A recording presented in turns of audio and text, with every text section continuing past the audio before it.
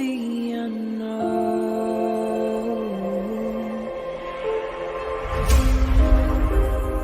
down the rabbit hole,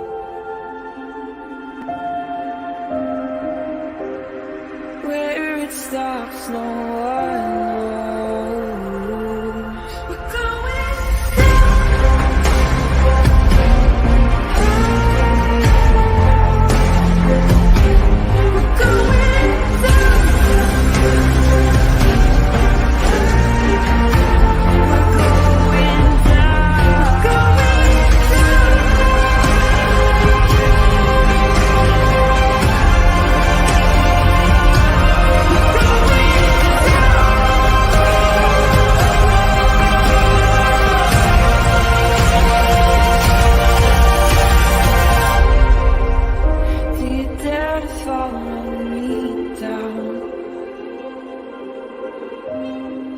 head into the unknown.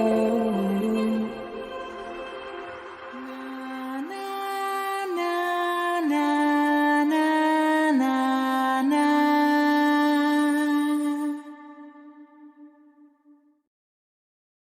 Hello, hello, hello. What's up, what's up, what's up? Hi, everybody. Happy Thursday. I know, they're all kind of running together. I'm like, I don't even know what day of the week it is anymore. Hi, everyone in chat. Thank you guys for being here on the part 3. I really didn't even know we were going to be 3 parts into this, but it's so immense and so much that it just takes me forever to break down each little piece in my own brain and be able to like comprehend what the heck is even happening in these documents. So hello, everybody. Hi, Tamara. Hey, Danielle. Delana. Hi, Amelia. Hi, my soul sister, my Sharky soul sister. Ainsley. Hi, Pointer Lover. Hi, Dynamite. Hey, Wheelbee. You haven't watched part 2 yet? Oh, goodness. You gotta catch up. Gotta catch up. Hi, Hilariette. Hilariette.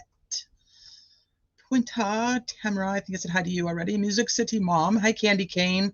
Hey, sexy wild thing, Carol freaking Claus. Kay Braze, Lynn. Hey, Dina. Hey, Tony. Hey, Princess Mariposa. And Kay Braze. I know I'm gonna start repeating because you guys are having like whole conversations in here. Hi, Spicy Sugar. Hey, oh shit, it's Sherry. Oh shit, everybody, it's Sherry. Sherry's here. Well, hello, Petunia. Let me go back down here so you guys, I know who's still in here because I know a lot of people were commenting before it started. Hello. Hey, Kaylee. Hi, y'all. You guys all saying y'all is going to get me saying y'all, and I'm in California. We don't say y'all out here. Hey, Alley Cattails. Hey, Hippie Chick. Hey, Angela. Hey, Pepper. Oh, goodness. Okay, we'll do a little mini recap of part 1 and part 2, which is technically part 1 and part 2 is technically only part 1 of the documents, but my part 1 and part 2, we'll do a little tiny recap. Blah, blah, blah. Hey, Ashley. Hey, True Crime Crazy. Hey, Mrs. M. Yes, y'all do. I know. We're going to start saying it. I'm even starting to like type it sometimes. I'm like, how does that in my brain? That's got to be from you guys. Y'all is universal. Hey, Connie. Is your top one of Allie's? It looks pretty. My top one of Allie's. I don't know what you mean. My top one. I don't know. Maybe. Okay. So, mini recap. If you guys did watch part 2, it started off very strange. I got a phone call from the high school about my son, my oldest son, and ultimately, which also would end up being my daughter because, oh, my shirt. No, this is actually my friend Jess. She makes these. But hey, Ramblin' Rome. Hi, Osane. Oh, the top I have on. The top on. I got it now. I'm just a little slow. So my daughter's in middle school. My oldest son is in high school, but they're very close together. And there was a call about a suspect that was on the loose who they believed was armed. And so the whole beginning of yesterday's show was kind of just, it literally happened while my intro was playing. And so just a heads up and an update on that situation. They did get him while I was live. Unbeknownst to me, my husband was actually working in the area and actually saw that the one neighborhood that is off to, the schools are kind of cat a corner from each other. So the neighborhood that's up here in this corner was completely closed off. So he was like, everything is good. Like he knew everything was fine. So that makes me feel better. He's like, there was no way the guy was getting out of there. They were going to find him in there. They had it completely surrounded by like 7 different police departments in the area. So that's all good. We still haven't made a decision because there's also another situation going on where somebody wrote some vandalism on one of the bathroom stalls and said that there's going to be some problems tomorrow at the school. And so there's a ton of cops on campus and just kind of keep an eye. It's a very good school district. But, obviously that doesn't, we've seen crazy things happen. So just that's the update. The kids were not aware. There was no lockdown. My son at the high school did not even know about it. My daughter, who was in the middle school, said that during first period, the teachers all were told to check their email over the intercom. And so they all stopped and checked their emails. And so they knew and took the precautions necessary without actually telling the kids. I mean, which I guess is good because it wasn't necessary yet. But I don't know. So that's where we landed. And but her friends actually knew about it at lunch and were telling her that something was going on. So, but everybody is okay. Hey, Johnny. Hi, malicious intent. Pointer lover. I thought you were a member. Maybe you just had to rejoin today. Hey, Kaleidohope. Hey, Toby. Let me just make sure I didn't miss anybody. And it looks like there's a police chase because I just got a notification. Yeah, holy shit, I know. So yesterday morning was kind of crazy when I was trying to do the live. Same thing happened last year in my school district, and I live in the Wisconsin sticks. Glad your kids are okay. Yes, me too. Hi, Shmeed. So all is well, and kids are good. I have to make a decision about tomorrow. I don't really know what to do with that yet, but we'll figure it out. We shall figure it out. So a little mini recap on where we are, not to go too far into the weeds with it because, I mean, shoot, that took 5 hours, 6 hours. I don't even know how long it took to go through. We're only on page 46, people. Like, I mean, come on. It took a long time to go through 45 pages of info. Hi, ATS. Yes, we do, Ainsley. Yes, we do.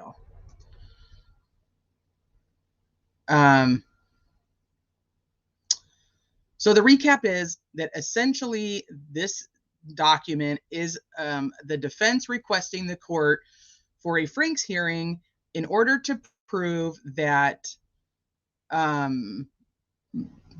one of the investigators, which is Tony Liggett, lied in order to get the search warrant for Richard Allen's house.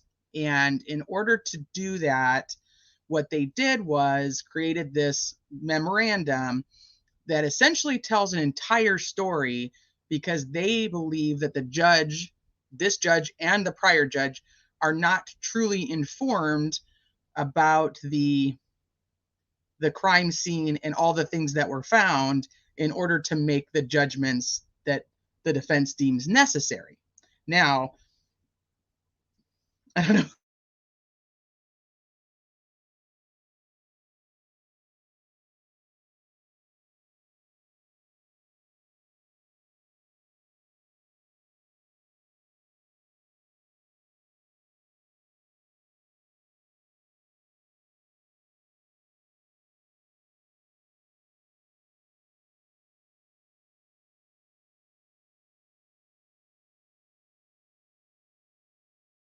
Okay, I'm back. Yeah, I don't know. That was weird. I just started circling. Oh, thank you, Water Loving Dog, for joining. Hold on. Somebody said something about their work. Where did that go? 10 died at my son's high school where I worked. Take no chances. Oh, Sunshine Country Chickens. Okay. All right. I know. I'm telling you guys, I would probably just end up homeschooling them, but they don't want to. They like their friends, or like your friends more than your mom. I live where that 2-week manhunt was, and then on Monday we had 9 juvenile delinquents escaped juvie, and our schools were closed. Caught way quicker than the survival guy, though. Yeah, I never even heard about the juvies. Okay, yeah, you don't want little ears to hear all these things.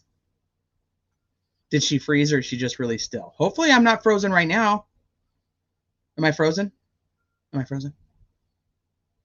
If I'm gonna freeze, I got to make a really cool face, like 2 were teachers. That's heartbreaking.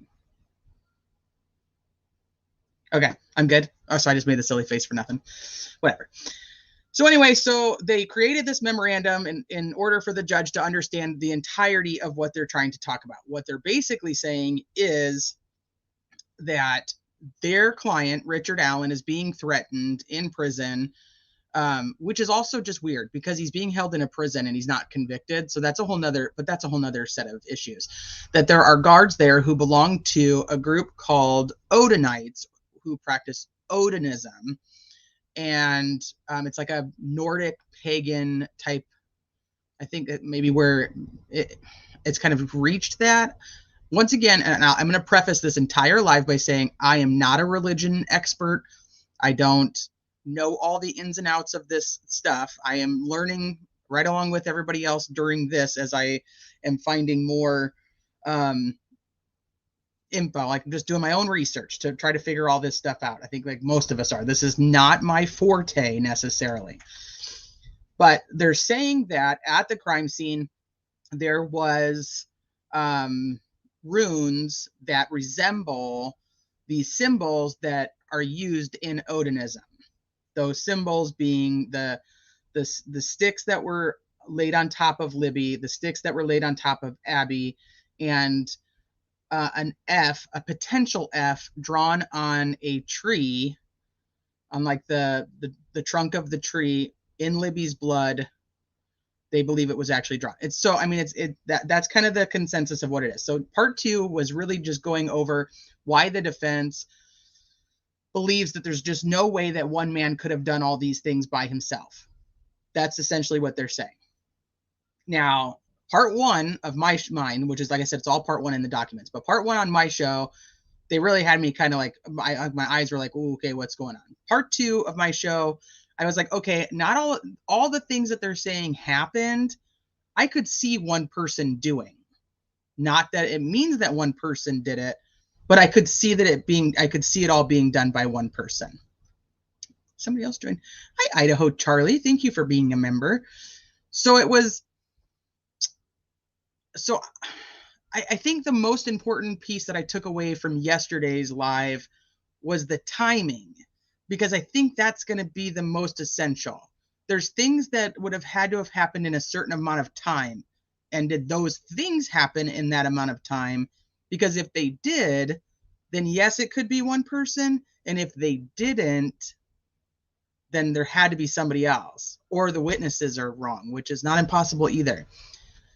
Essentially, at the end of the day, my mind I have so many more questions than I ever had. And this case has always had so many questions as it is. So I'm kind of stumbling over, like, how do you combine all these different things? How do you make them all go together? Or is it just one? Is it just the other?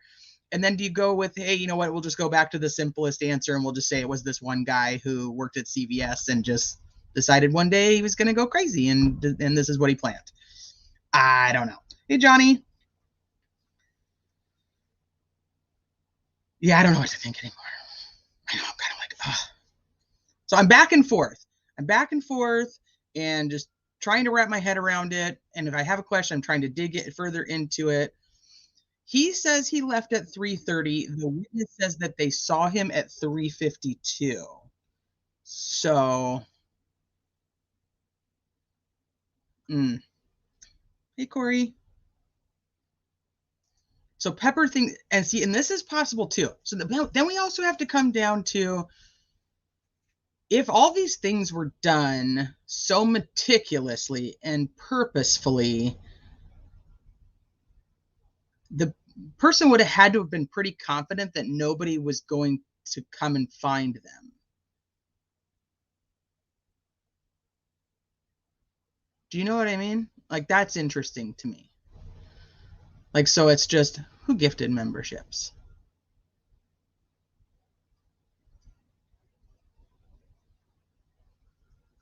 Somebody gifted memberships.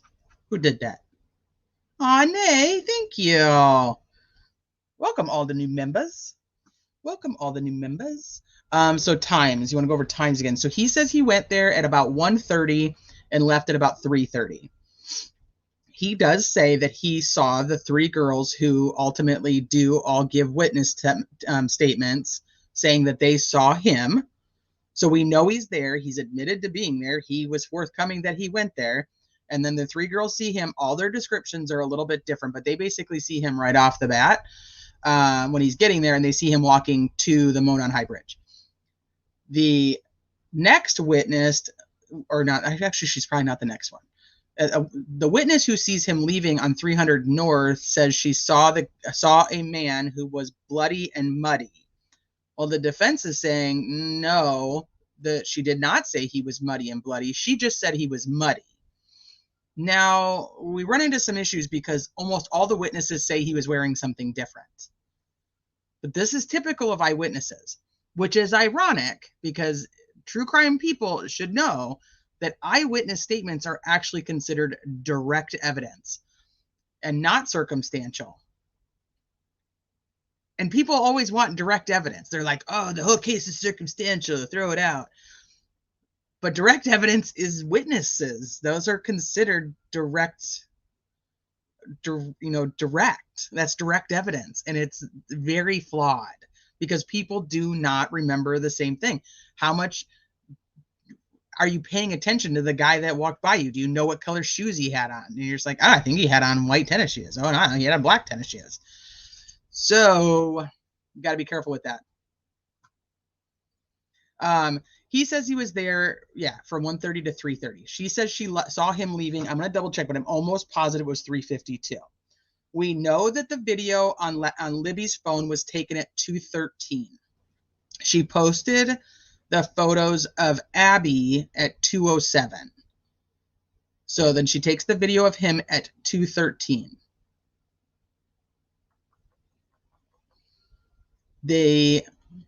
They essentially said that they believe that the crime was over by 3:30. Now, there has not been a specific time of death that we have been given. That doesn't mean that they don't have one. We just have not been given one. But they say that they believe everything was said and done by 3:30. She sees him, like I said, give me 1 second. I'm going to pull that up real quick. She said that she sees him at 3:52, but I want to make sure I tell you guys the right time.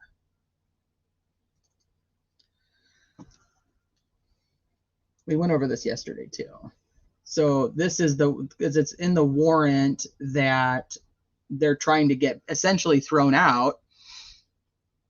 And if they can get the warrant thrown out during this Franks hearing, first they have to get approved for the Franks hearing. Then they have to present this, and then the judge would have to rule that the search warrant wouldn't have been gained irregardless.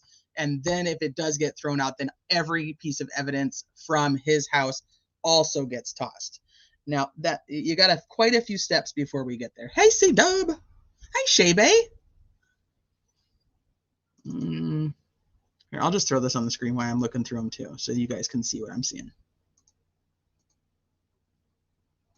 So I am not sold one way or the other. I think that this is a very bold move by the defense. I don't think it's just silly mumbo jumbo.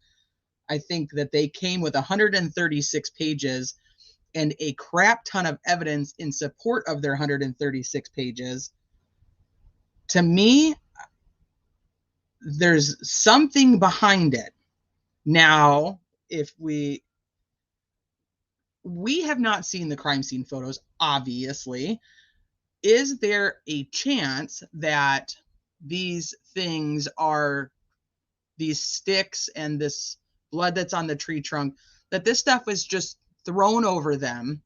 It happens to be how this stuff lands, and then it looks like these symbols. Is there a chance?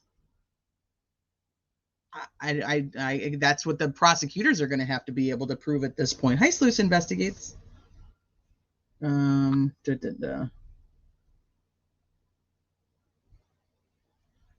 so it was 3:57. See, good thing I looked.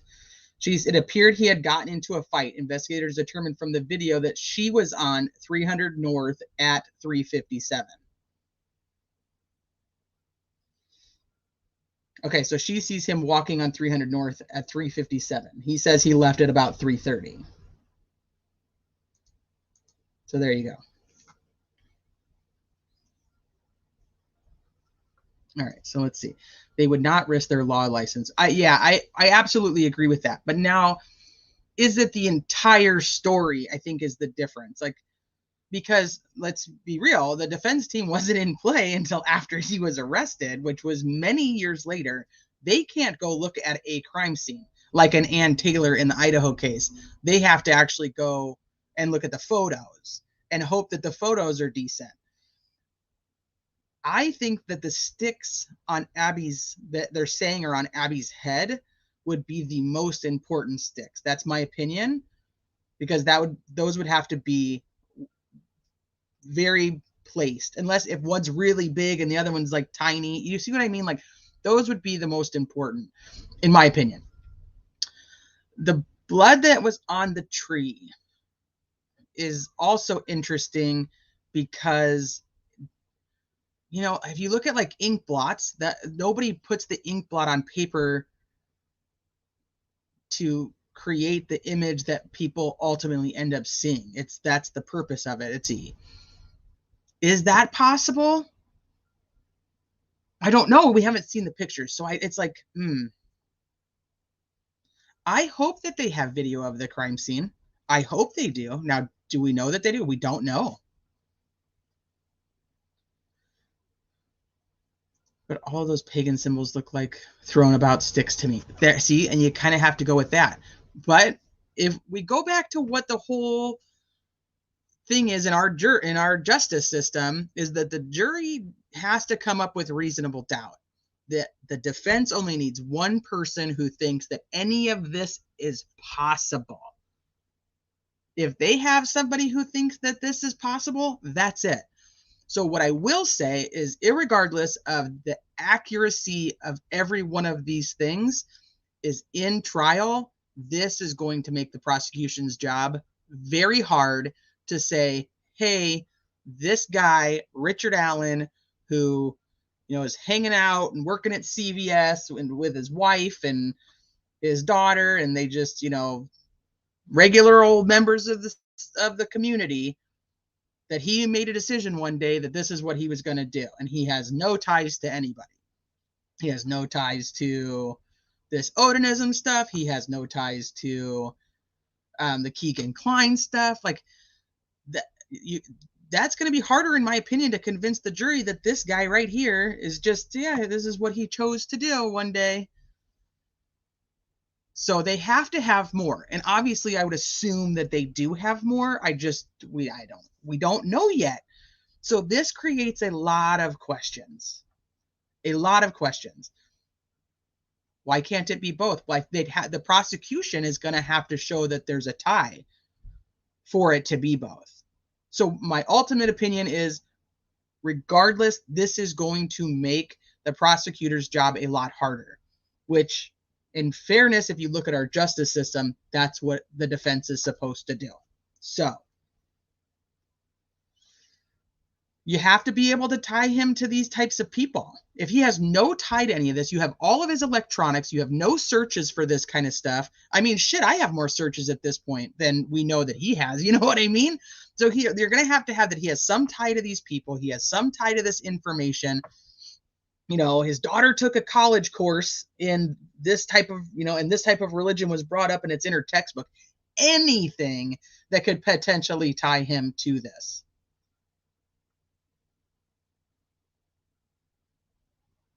Yeah, that's going to be a big thing. So now the defense in this memorandum is essentially putting out a bunch of people's names. And one of them is the gentleman named Brad Holder.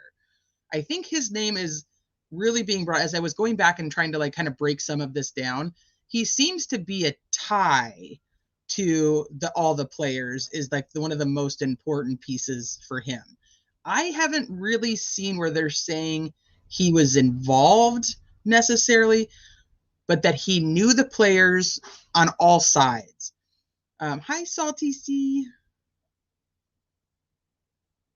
Right, the only evidence is the bullet right now that we know of. So Brad technically ties to the people from Rushville. He ties to Westfall, and supposedly Westfall, Brad Holder told his ex that Westfall admitted being there. Brad Holder's son was dating Abby. Brad Holder knows the guys and has commonalities on Facebook with Elvis from Rushville. So at this point, I'm kind of thinking Brad Holder is the person who ties them all together, not necessarily somebody that they're thinking was there, because they're really focused on the Elvis guy and the Patrick Westfall guy as the two guys who both, quote unquote, admitted to somebody via hearsay to somebody else. And then one of Elvis's sister passed the lie detector test saying, yeah, he really did tell me that. But we all know that sometimes people just say random shit like that. Why they do, we don't know, but they do. But she passed a lie detector test. So I think that it has a lot more to do with Patrick Westfall and Elvis. That's who I'm really thinking that they're more focused on, and that Brad just kind of ties all these people together, and he also ties to the girls via his son. That's where I'm at after going through. So I think that's another thing. So if you go with the Keegan Kline, Tony Kline stuff, and do we know if there's a tie between them? Is there a tie from them to these Odinites?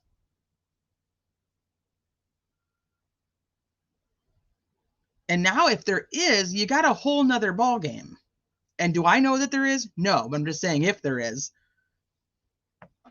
Because if you go with it just being Richard Allen, I cannot figure out why he would take the time to do what would look like rituals in order to set up a group of guys he has nothing to do with by taking an additional hour to do weird things at the crime scene, or however much time. An hour is just what I'm throwing out there. Taking an additional hour to do all these weird things at a crime scene where he now ups his risk of being caught in order to try to pin it on somebody else.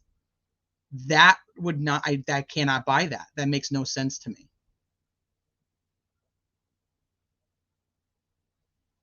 I mean, if his goal was that he decided, today's the day I'm going to go and I'm going to kill two people, or I'm going to kill one person. I'm going to find the right person at this time. I'm crime of opportunity, but I've got it planned. It's just whoever I can get alone. Okay. Why would you take the risk to stay there longer to stage it to look like a ritual? Wouldn't you just go and do the deed and leave like another alleged person we know? So that's bothering me a lot. It doesn't make sense that this is like him trying to set up anybody. I'm not going to risk my own self staying there longer to do that. Now, I also go with the sticks that are on the bodies. If they're not any form of symbol and they are just thrown there, they are just thrown out. They're just like, hey, here I am. I just killed these girls and I'm going to try to cover these bodies the best I can with 5 sticks. I just throw them on there and they just happen to land in these symbols, in the shape of these symbols. But I didn't mean anything by it. And the spray on, or the blood on the tree, could just possibly be some arterial spray, or it could be that I had blood on my hand and I leaned up against it. or as one of the people on Court TV said, like had blood on my hand and I tried to wipe it off and it just ended up looking like that. Why are the girls' bodies so different?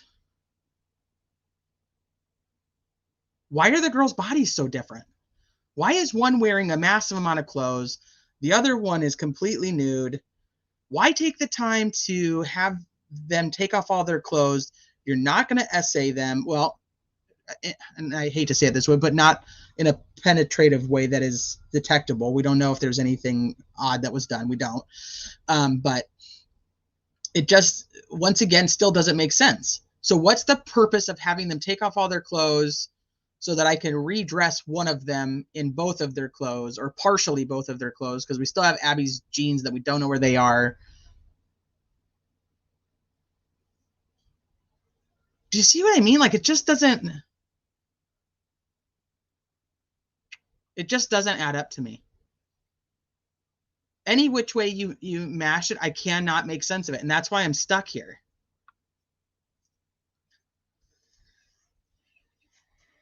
Yes, it was. And it was supposedly search based on a tip from Keegan Kline, right?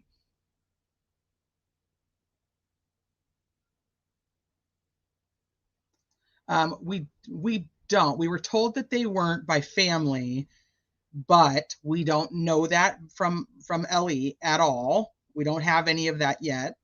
But I'm kind of still going with that. They would know, and we were told that they were. I don't know. We don't know. We don't know officially.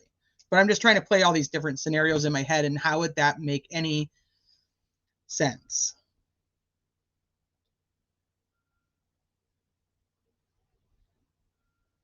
You still feel that Richard Allen is involved in some way?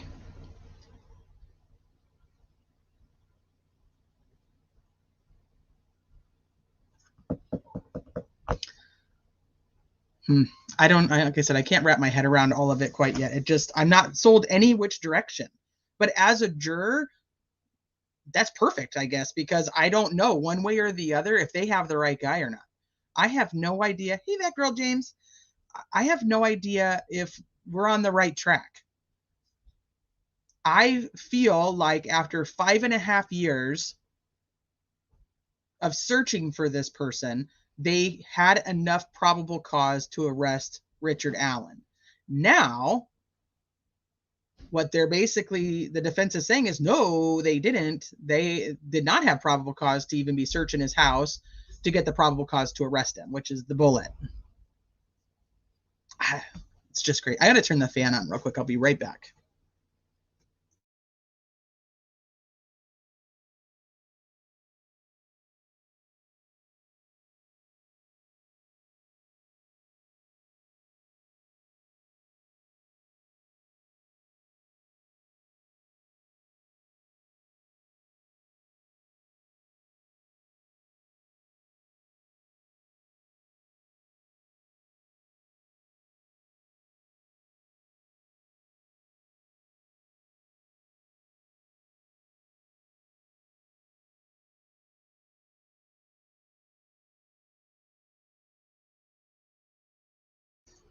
Okay. So it started with the uncle that found the girls. So he actually isn't the one who found the girls. It was his brother-in-law, I believe, that actually found the girls, but he was out searching. And he's the one who actually said that he searched that area and there was nothing there. That area had been searched and that nobody ever found anything. So he doesn't understand how the girls got there. Hi, Tom Tom. Hey, Thistle. Alligator, thank you for joining. Okay, and then Sluice just said something. So when this was, okay, I'm going to backtrack just a hot minute. When they released it, at the very beginning, they released an image of Richard Allen on the bridge from the video. And then they released the Down the Hill audio. So we heard Down the Hill. And then later they released the little video clip and of him like walking, and they added in where it says guys. Let me see if I think I have it on the channel right now. So hold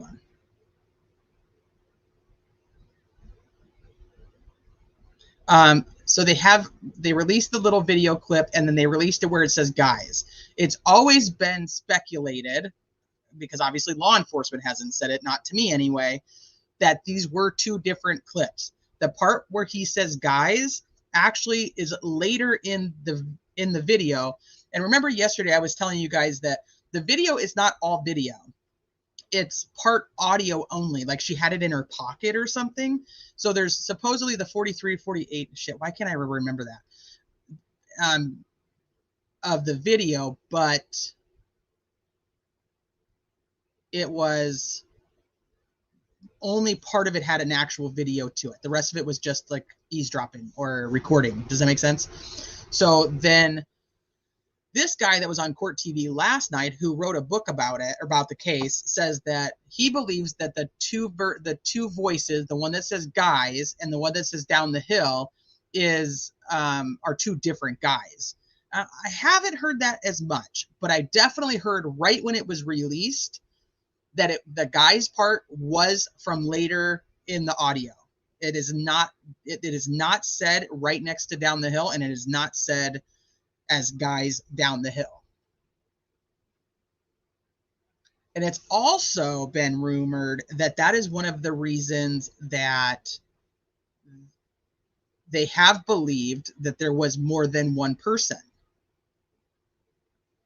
Yes, he was Aries Fire. Yep, I was talking about him. I didn't name him, but yeah, he was. And there's no doubt that there's corruption.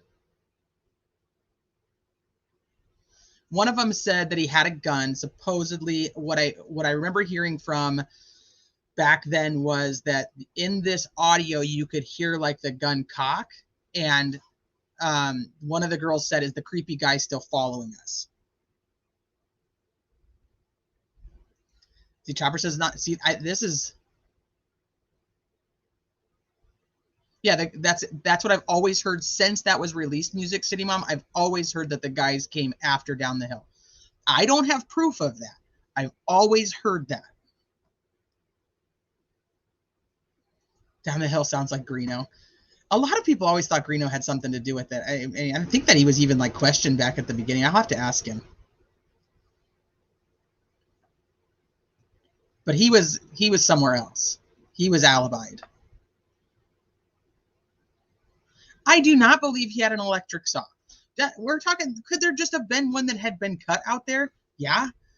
Do I think that there's somebody out there at this like time that this is all happening who's like, oh, hey guys, we need one more stick. And the guy's like, okay, I brought the saw just in case we needed one more stick. Let me go grab the saw and cut one more. Because they're saying it's like one of the sticks was cut with like a saw.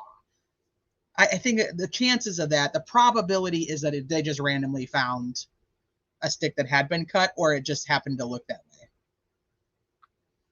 Yeah, they're buddies now. I think the sticks were pre-cut and tied already. That's possible too. If you're talking that this was planned and it was like, hey, we're going to bring somebody here, this is the plan. Somebody's going to lure this one person or possibly two to this area, and there's a group that's there.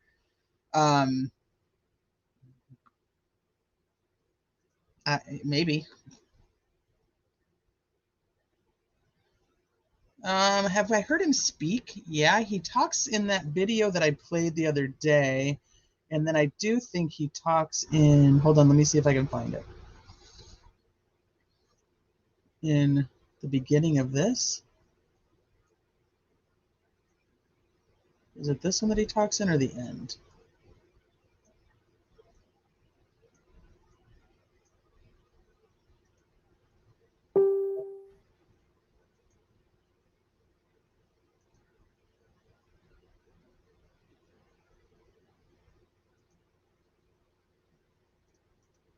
I'm still here. I'm just looking. Give me a second. I just had a video where I swear I heard him talking.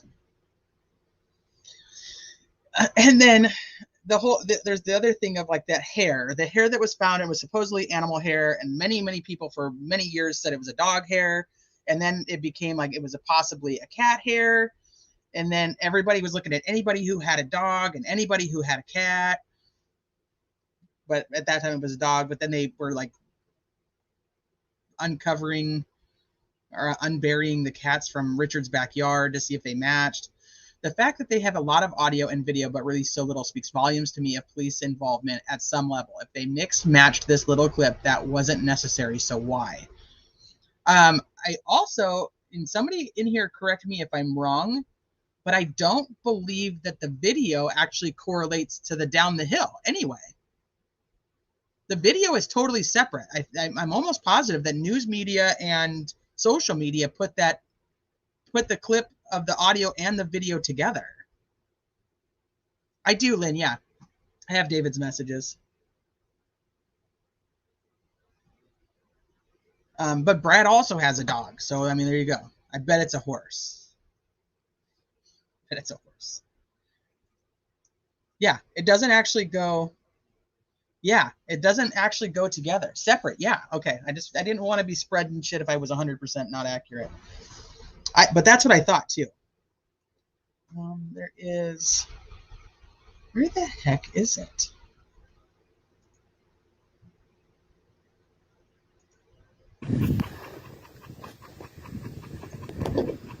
Whew. It's a rough one. 5.13 miles down. Time for my 22 a day. Hooch is feeling it. I'm feeling it. But we ain't done yet.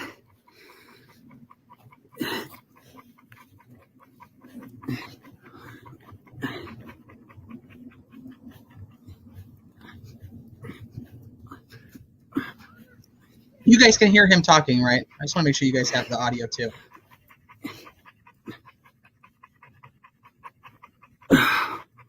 $22. Let's have a good day.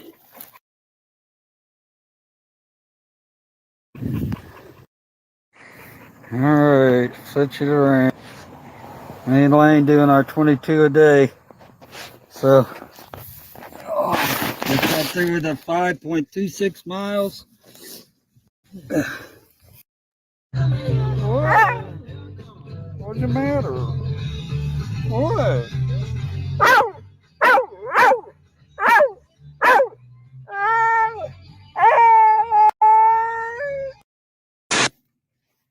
Alright, 22 a day.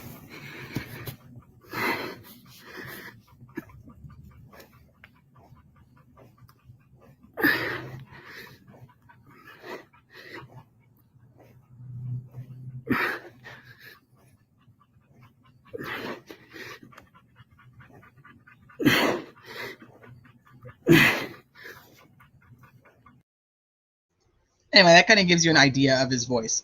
This is Brad Holder. I don't even think at this point that they're even insinuating that he was there. That's just my thought. My thought is that they're using him as the person who ties all the people together. That's my thought on that. I don't know yet. We'll see. I have not finished the document, so we'll see what happens.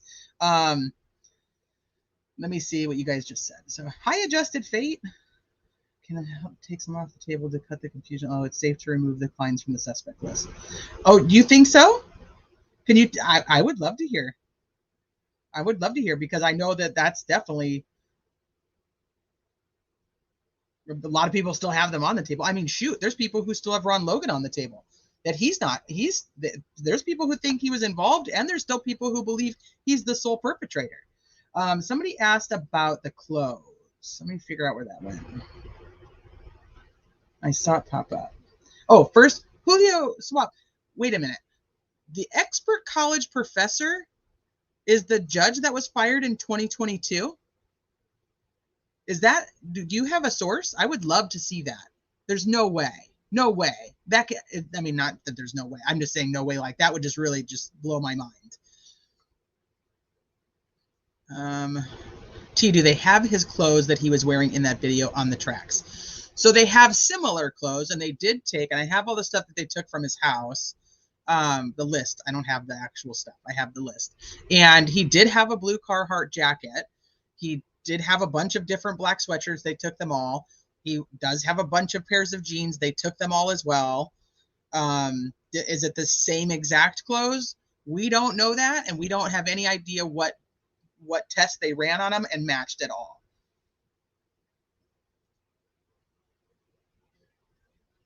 He does. He looks scary, and he looks scary in some photos, and then a lot of the times those big burly guys, though, they're normally just like big old teddy bears.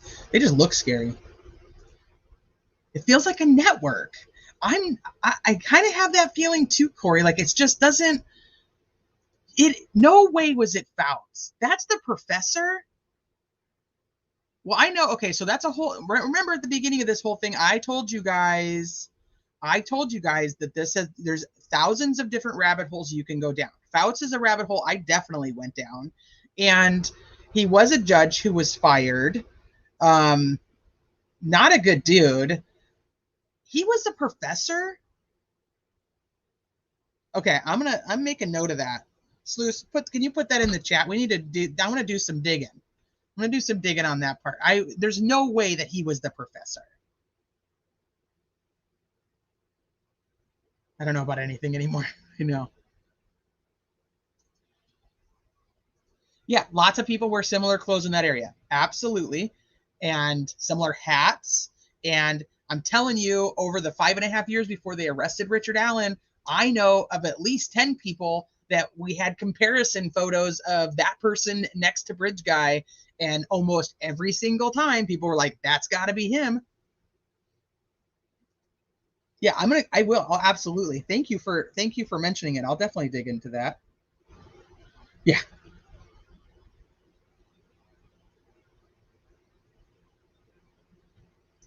No, he's not. Okay, that's a whole nother thing. No way. Hey, BG. Geocaching professor? Okay, and you're saying that it's just a total coincidence. Total coincidence that the Anthony Shots account was messaging Libby and that she ends up there and some other random guy just decides today's the day. Most people don't keep the same clothes for 5 years. I do. I have a lot of them. Okay, hold on. What did Aries say? No, shut up. Just shut up right now. Was Ron Logan and Odin? It was on his property. So that's another thing is they say that Brad Holder does have ties to Ron Logan. Now, I didn't know anything about this Odinism stuff until this. So I have no idea. I remember that there was always talk of the crime scene looking ritualistic, that there was always talking about the girls being posed. That's always been around. Did I ever hear of Odinism being the reason that what they were posed and all of that? No, I never knew that. If it was talked about, I didn't know it. And then you find out there's a BG in chat. Hey, Aaron, I have a lot of clothes from 5 years ago. Bella, I know. And it just keeps on going. I actually was just kind of just chilling with this case. Like, okay, I'll just keep an eye on the updates for court and see what's going on. And, just keep an eye on it. That they obviously, I ultimately have faith in our justice system. Yes, I know that there are corrupt people. And yes, I know that there are bad things that happen. But I ultimately have faith that most people who join our justice system do it because they want to do what's right. They're looking for they're looking to do good in the world. And sometimes they're swayed and things happen. I get it. But this is just mind-blowing. So in this case, I was like, okay, they seem to have gathered enough evidence. We don't know what the evidence that they got from the house actually resulted in.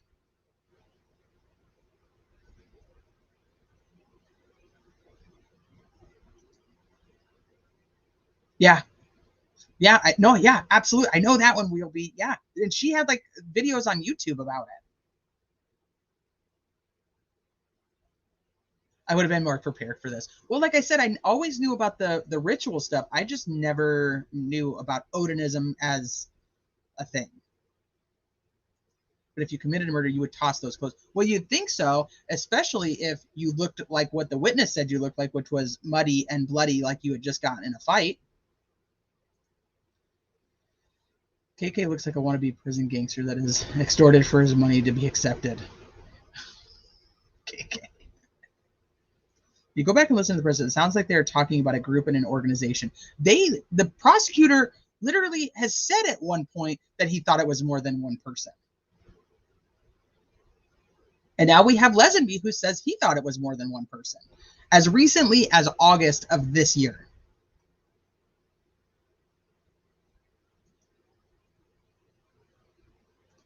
Doug Carter, his interviews, and even after the arrest, he still says everyone is not cleared. He will be able to explain more one day. Yeah. They talked about that they wanted all the stuff sealed because they didn't believe they had everybody in custody yet. And I'm totally paraphrasing that. So I don't quote it, but they basically said they wanted it all sealed. Did somebody drop a bomb and shell in chat and I missed it? Because Shea Benet's got bombs going off.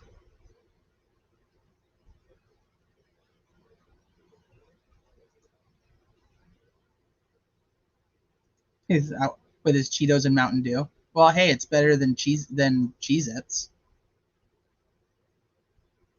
Yeah, guys don't update very often.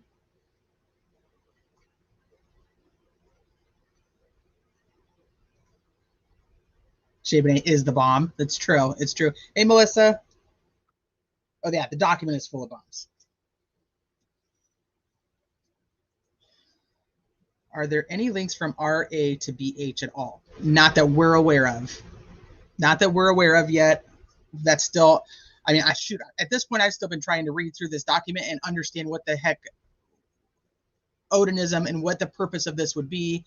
And I'm telling you right now, I will not buy that Richard Allen stayed at the crime scene that much longer to try to stage it to look like Odinism. I'm never going to buy that. That makes no sense to me. Hey, Unravel.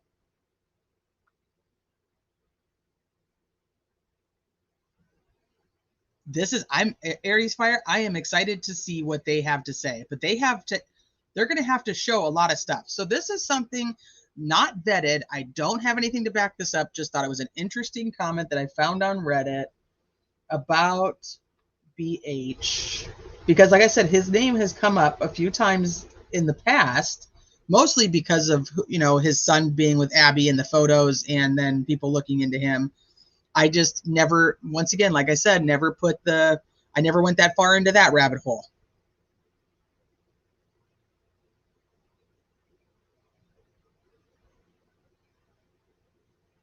But I just grabbed it. Give me a second. I'm going to put it up for you guys. So this supposedly is everything that they're saying about with BH, that he clocked out of work at 2:45. They reviewed the video to confirm his truck coming and going from his work. Someone from his company confirmed that you can't adjust the clock out time. And then he went to work at a gym, which it wouldn't make any sense that you can't manipulate the clock out time unless it's like a physical punch, because any computer system you can always manipulate, but that's another story. And then he went to work at a gym. And remember the first day when we were going over this, somebody said he was at the gym, and then somebody else was like, no, he was at work. Well, according to this, he was actually doing both. The defense insinuates that they didn't do their due diligence. Maybe someone clocked him out early, or maybe Ellie didn't really confirm that it was truly his red truck, etc. But this is where the defense starts to lose me, person writing, because now another person is involved who clocked him out of work early so he could go murder 2 girls. I think we have 5 new POIs, the prison guards, and Ellie and FBI, who are all in on it, according to the defense.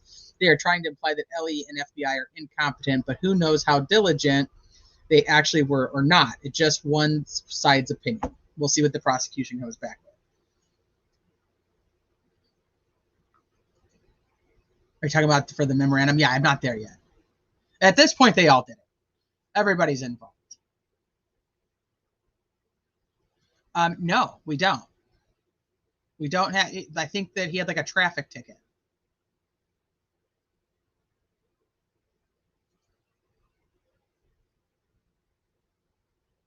Yeah, there's a lot that they're going to have to explain. Yeah, call his son's girlfriend a troublemaker.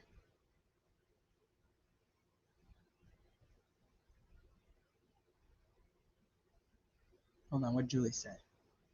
My high school mascot is Odin. Now I need to side-eye who picked Vikings Odin for school in 1963. Oh, shit.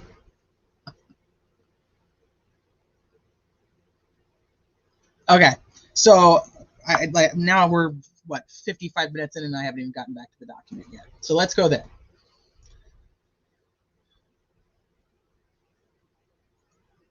Get out of...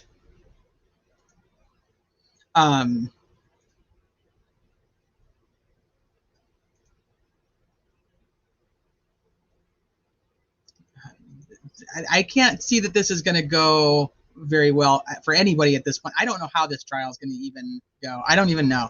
If they can have people who are going to be testifying to the accuracy of this memorandum during trial, because we have to remember, this is for a Franks hearing. This isn't necessarily what the defense is going to be, even though they put a lot of work into this theory, so it would make sense, right?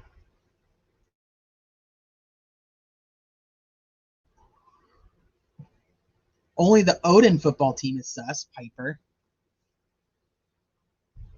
Okay, so like I said, we're at page 46. This is part 2, the evidence that connects the Odinites to the murders. What is Odinism? For Rick's defense team, it has been hard to gain a grasp on exactly how to define Odinism.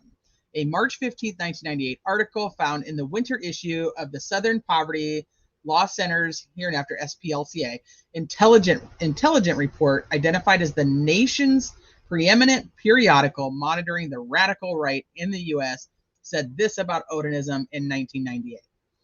A neo-pagan religion drawing on images of fiercely proud boar-hunting Norsemen and their white-skinned Aryan womenfolk is increasingly taking root among skinheads, neo-Nazis, and other white supremacist groups across the nation.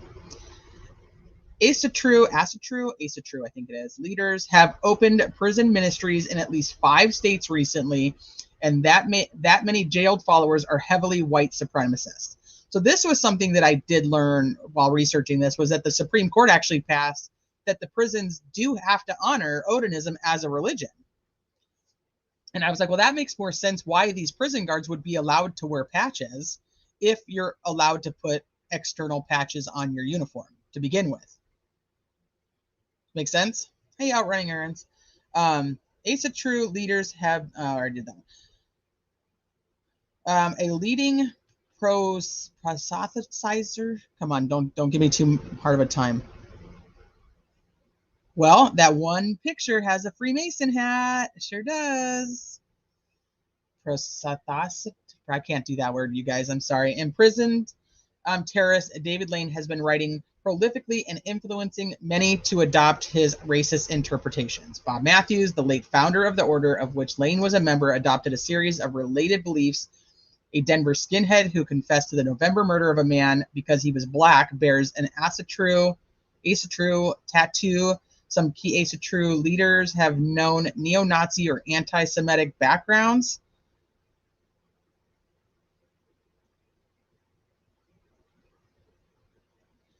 And I said this on yesterday's live too. Odinism as a religion does not necessarily mean that all Odinists are skinheads, right? That doesn't all mean that they're white supremacists in a white supremacist group. So I want to make sure that's clear. That just because if you say, you're like, you're an Odinist, now you're a white supremacist, skinhead, neo-Nazi. I don't believe that's the case from all of what I've been reading. I really should mark where I stop reading. Suddenly, says Phil Rodriguez, a gang investigator with the Arizona State Prison System, Asatrus become the new big fad. The Icelandic word meaning belief in the Aesir or gods has been officially recognized as a religion in Iceland since 1972.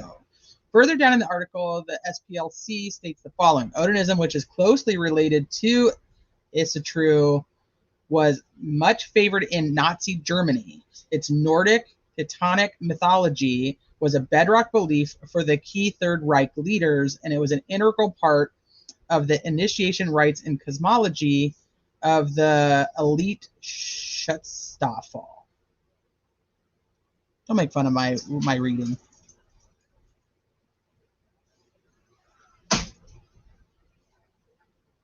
which supervised. Okay, baby, thank you for letting me know. Hold on, I have a tiny human. Give me 1 second. You are. You're my tiny human. You're just a tiny? You're not a human? Okay, I'm in the middle of doing something, my love. Mama, Yes. can I have the big ice cream? If somebody can help you get some, yes. I think Daddy can. Okay, you can ask him.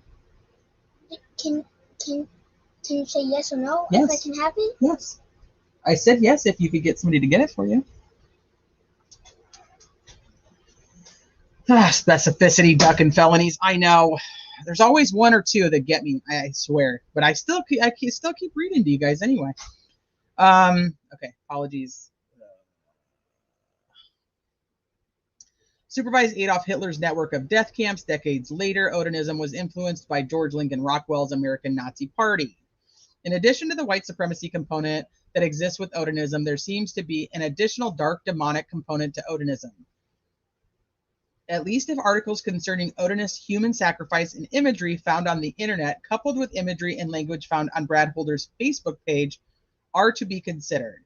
As an example, the defense has attached Exhibits 33, 34. Exhibits 30 and 31 were found on the internet. Exhibits 32, 33, and 34 are different versions of the same image that Brad Holder posted on his Facebook page. As you can see, law enforcement wrote the words "painting by Brad Holder," Odin hanging from World Tree. We've looked at this one. I'll pull it back up so in case you guys have not seen it, I show you.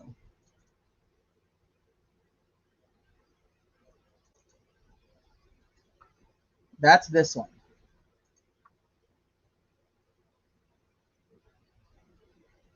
You want ice cream too? He is kind of cute.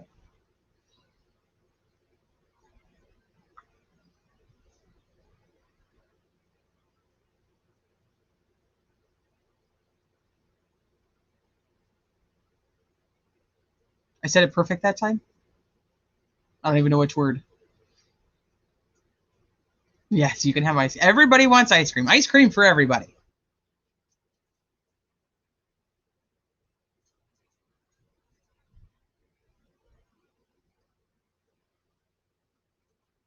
Okay, let me see. And let me just tell you guys, and most of you guys already know this, but I don't care what you believe. I don't care what your theory is. I absolutely respect everybody's theory.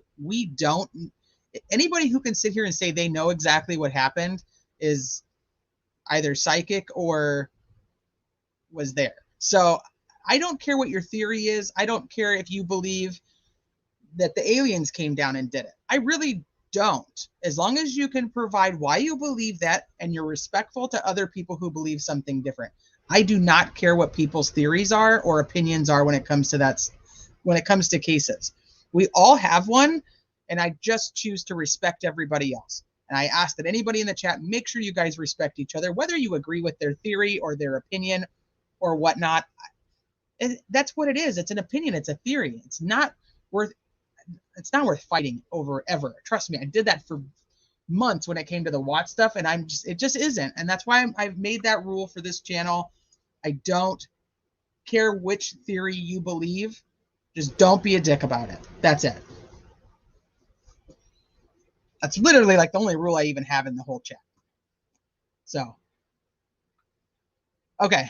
So this was that painting. Now, there was something that they said early on that they said that Brad Holder had like a photo that resembled the crime scene with like the two girls. Has anybody actually seen that? I've not seen that.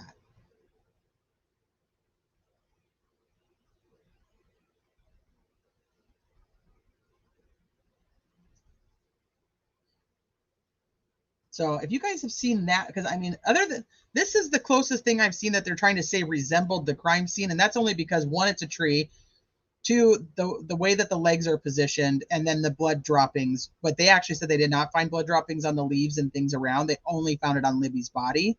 So if there's another photo that I'm not aware of, anybody who could find it or send it, that'd be great. Okay, so because obviously they're talking about a bunch of different pictures from his Facebook. Different versions of the same image that Brad Holder posted on his Facebook page. As you can see, law enforcement wrote the words painting by Brad Holder, Odin hanging from World Tree is Exhibit 34. We know which that one is. This appears to be something that law enforcement would have used in a PowerPoint presentation. So because they knew it existed. So it was already labeled, is what they're trying to say here. That's the biggest part of this. Law enforcement knows of this picture on Brad Holder's because it's labeled. Additionally, Kevin Murphy, who was a state trooper that investigated the Odinist angle, said that this about Odinism. It seemed to me to border on almost a satanic type of worshiping and sacrificing, but I couldn't really wrap my brain around it. Exhibit 30 is an image from a website on Odinism of a man hanging upside down from a tree who has been sliced in the neck, with blood dripping to the ground. This man's arms are posed similarly to Abby's at the crime scene. This man's legs are also posed similarly to Abby's at the crime scene. His left leg is straight and his right leg is bent at the knee. The only difference is that the man's right leg is placed over the left leg, while Abby's right leg was posed under the left leg. So this is not from his Facebook. This is from an image from a website. Exhibit 31 is an image from a website, not Brad's Facebook. Don't want to confuse them. On Odinism of a man wearing antlers, similar to the crude way in which sticks were formed on Abby's head. Exhibit 31 also resembles the crime scene in that the man's left leg is straight, while his right leg is bent at the knee and placed under his left leg, just like Abby was found. Both exhibits 30 and 31 were found on the internet by Ryan Boucher, which I want to call him Boucher because I just can't wrap my head around it being Boucher, but that is what it is. During his internet research, the defense included exhibits 32 and 33 in the event that the court might think something like, well, just because those images are available on the internet concerning Odinism has nothing to do with Brad Holder.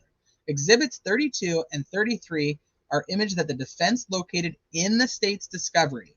Both exhibits are the same image, with exhibit 33 being a close-up version. The image itself is a painting produced by the hands of Brad Holder. As the court can see, Brad Holder painted what the defense would call a very creepy, serial killer-looking image of a naked man hanging from a tree. Holder's painting is similar in appearance to exhibits 30 and 31. Okay. Hey, MJ. Hey, Seely. Hey, Commander Alpha Turkey. Yeah, Aries Fire, yeah, I know. I don't know if I missed anything important. Yes, Chopper. Yes.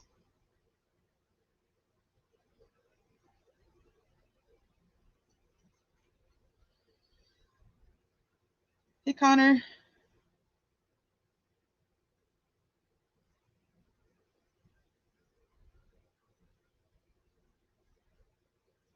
As well do I. Because that's how we can grow and we can figure things out, by looking at things a little bit more broad.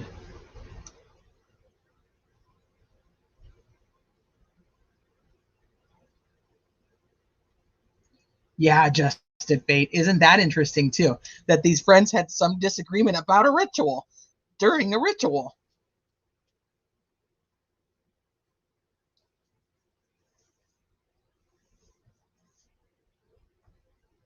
Okay. In Holder's self-made painting, you can see that just like Abby, the hanging man's right leg is bent at the knee, angled toward the man's straight left leg. Again, an overly inquisitive man down in Georgia, Ryan Boucher, began piecing all this together without even having the benefit of the crime scene photographs. Well, how would he piece it together without knowing how Abby was? Interesting. Yet the unified command, with the benefit of the crime scene photographs, apparently either incompetently or intentionally failed to piece together these images, which would have caused any curious investigator to continue pursuing Brad Holder as a suspect. Okay, here we go. Oh, thank you for the super sticker. Yeah, we should be able to find those, but I think it's going to be simple. We looked like the Hanging Man Tarot card is similar. It's just at the opposite leg.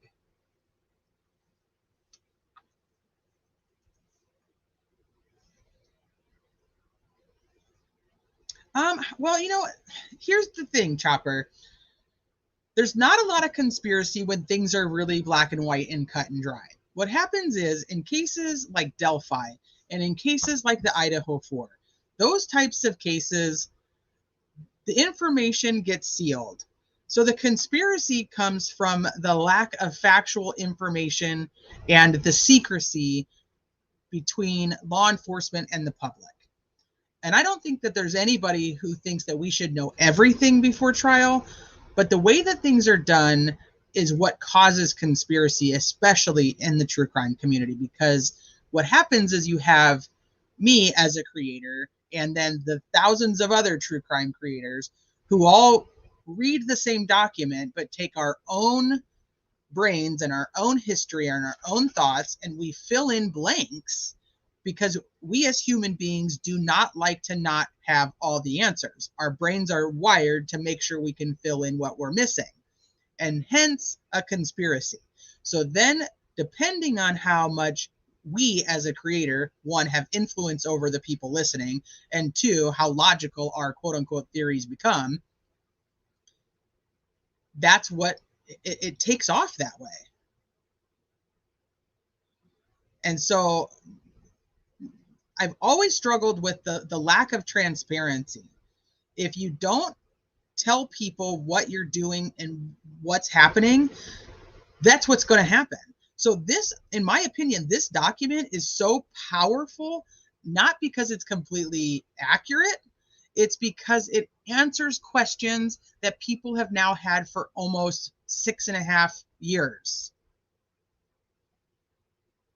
That's why it's like feeding the starving population. We're starving for info and nobody wants to give it to us. And now somebody does. And we're like, thank you. And we have to sit down and we have to be logical and we have to go, okay, does this make sense? Yes, no. Does this make sense? Yes, no. But that's why, in my opinion, that part. Which part?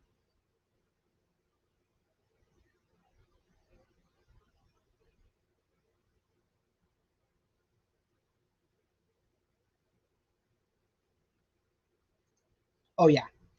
Well, yeah. And then I'm like, I just can't listen to those people. Then I just go, okay, there's definitely there's theories that I just cannot get behind, and I don't.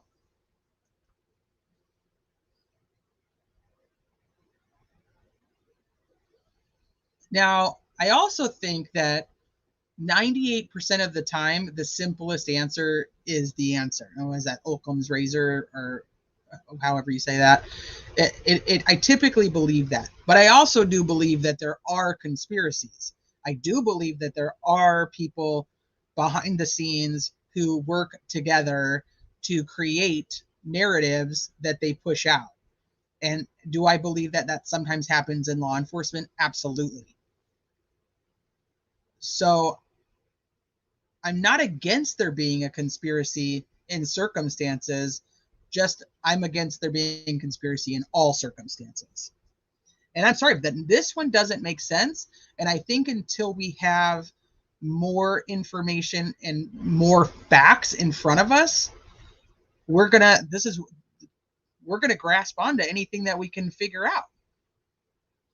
Anything that we can try to grab. So this is old info in the case, I believe, and it was only created to throw us off. Maybe some of the report is real, but most is just crazy grasp at something. And that's fair because, like I said, I knew about all the ritualistic stuff that was supposedly happening at the crime scene. But no matter what, I come back to whether you think that Richard Allen did this, whether you think that Keegan Kline had something to do with it, whether you think it was Ron Logan, whether you think that it was this occult or Odinism, white supremacist, whatever you want to call this group, or a completely different group that nobody knows about, you have to answer for why this person would do this. Not necessarily motive why, but the way that things ended up at the crime scene. Because none of those, putting those people together doesn't make any sense. Putting Richard Allen without a tie to any of these people that we know of, it doesn't make sense that Richard Allen would set up a crime scene to look like Odinites. It doesn't make sense that Richard Allen, not having any connection to Keegan Kline and the child trafficking and the child P stuff, doesn't have anything to do with that, yet creates a snuff film for them, but he doesn't have any tie to them.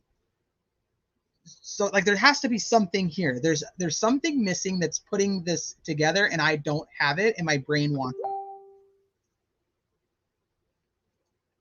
So that's where I'm at.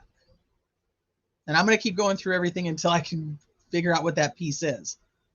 And I honestly, I thought that they were working on that piece with the whole Keegan Kline taking the plea deal. They searched the Wabash River last year.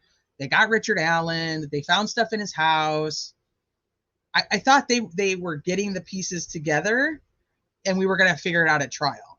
So throwing up, even though this is old information, throwing this out and actually showing that the girls they can't make that up. Obviously, the girls were found like this, not necessarily symbolistic, but they were found completely differently.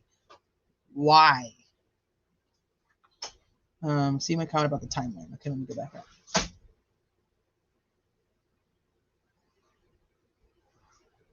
Oh, that's true. You'll have to look at the setup. RA requested cameras in the courtroom when BK's case is being questioned. Then all of a sudden, this doc drops from the defense. Yeah. And it's weird because I literally had just brought this case up because of the cameras.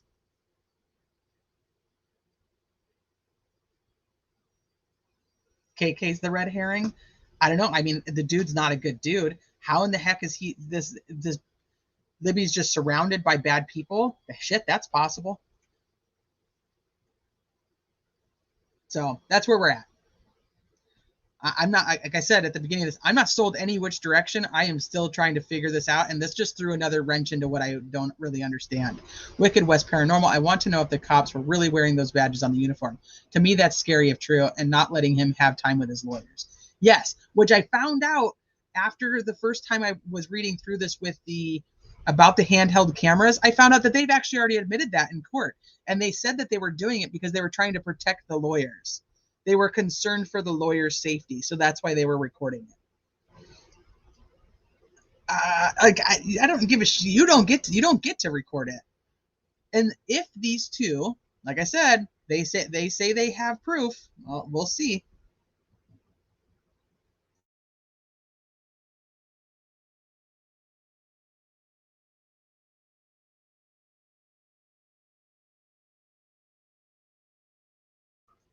Okay, let's see where we are. Ryan Boucher's curiosity led him to continue his research into runes and Odinism. Does anybody know? Is this Ryan Boucher guy? Is he a YouTuber or podcaster?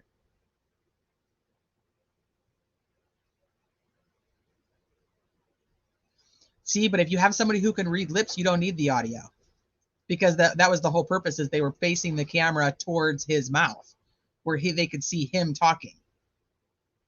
Can't do that. Audio or no audio. Can't do it. Can't have a camera in there.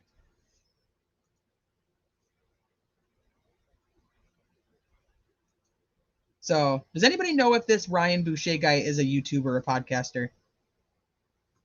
If you do, let me know. Led him to continue his research into runes and Odinism. Boucher's research led to an article that is a primer for Odinist sacrifice. The defense has attached the article by Daniel Bray entitled Sacrifice and Sacrificial Ideology in Old Norse Religion.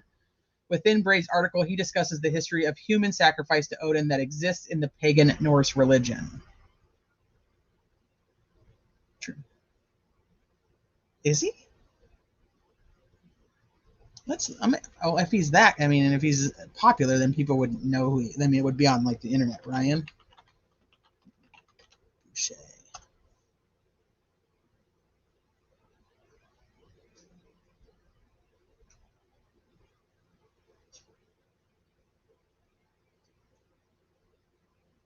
It doesn't come up with anything.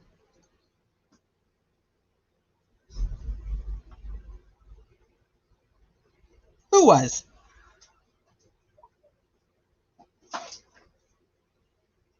was? Who was on Drunken Turkey getting bullied? Hey, BR. Oh, maybe he is. I don't know. Somebody said that it was like a YouTuber, and I was like, I never knew that. I don't know who that is. So I thought I'd ask you guys, because you guys always know stuff.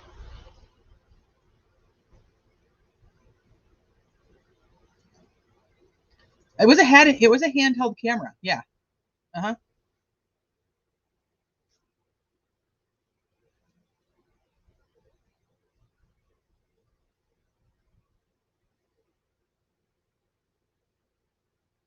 He was getting bullied in chat? Wow. Why? Why would he be getting bullied? I'd leave chat too. That doesn't, I don't know why anybody would be bullying, because he was looking into it like the other thousands of us.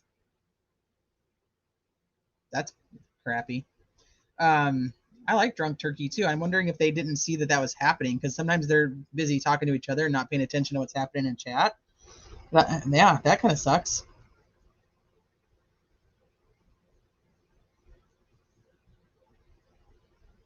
Okay.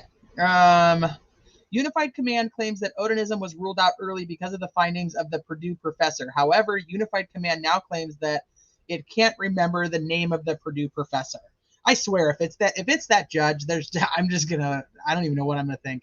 Early in the investigation, one of the investigators viewing the crime scene thought it might be the work of Odinists practicing Odinism. Unified Command's Jerry Holman has forgotten which investigator it was. Early in the investigation, based upon the thought that Odinism may explain how the bodies were found and how the sticks were arranged on top of the girls, Unified Command sought out an expert. The expert was being sought in order to consider whether the crime scene was indicative of Odinism or some other cult. According to Holman, Sergeant Steve Buckley of the Indiana State Police was in charge of locating the expert. Allegedly, the expert that Sergeant Buckley found was from Purdue.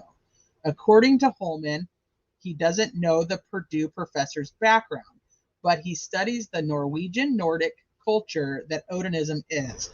Holman admitted that he has never talked to this Purdue professor. Holman stated that Sergeant Buckley knew the Purdue professor's background, and furthermore that Sergeant Steve Buckley was in communication with them. According to Holman, the professor was out of the country at the time, and we did not release the photos, but we released a sketch of the sticks, how they were laid, and some other information. Having reviewed everything, well, that's interesting that they reviewed, or that they sent like a sketch of the sticks, because that's kind of what Barbara McDonald from the Down the Hill podcast said, was that she received like a sketch of the sticks. I'm wondering if it's the same one then. That would make hers a little bit more accurate, right? Having reviewed everything, the professor concluded that it was not Odinism or any type of cult worshiping or any type of a group that would have conducted the crime.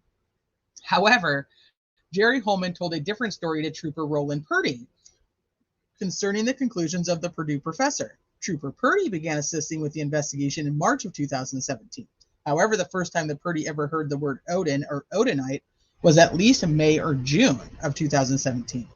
It's almost important to note that the first time that Trooper Purdy heard the word Odin or Odinite wasn't even through Unified Command or any other law enforcement officer, but rather through Becky Patty, who is Libby German's grandmother.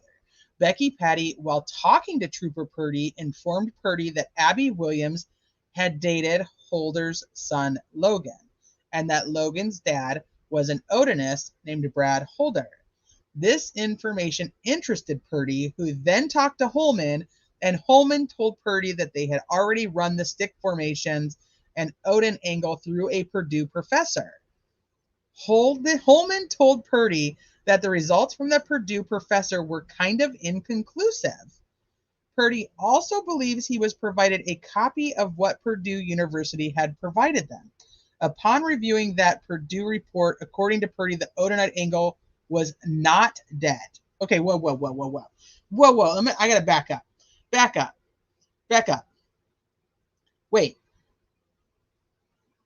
So Holman thinks that it looks like Odinism, but he doesn't actually talk to the professor. Buckley's the one who knew the professor and the background, so he was the one in communication with them. The professor was actually out of the country, but they did send him sketches of the sticks.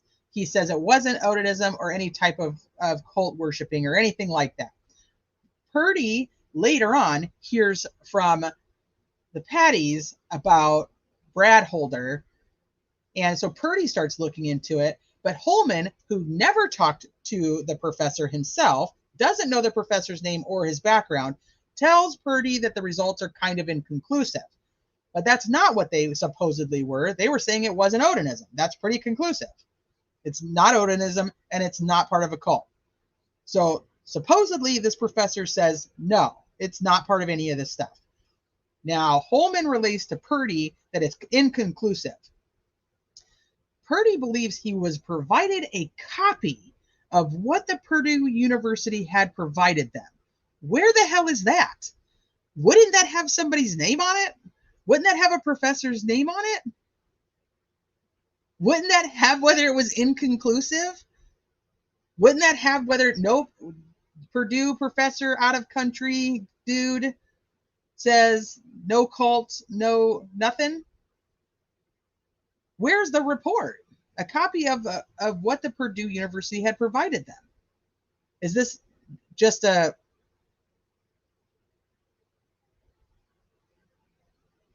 No, and the report did not claim.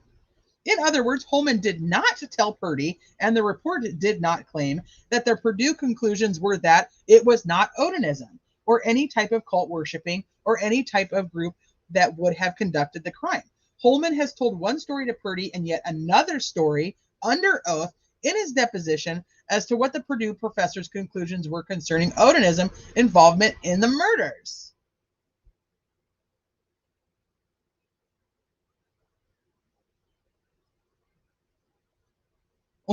What?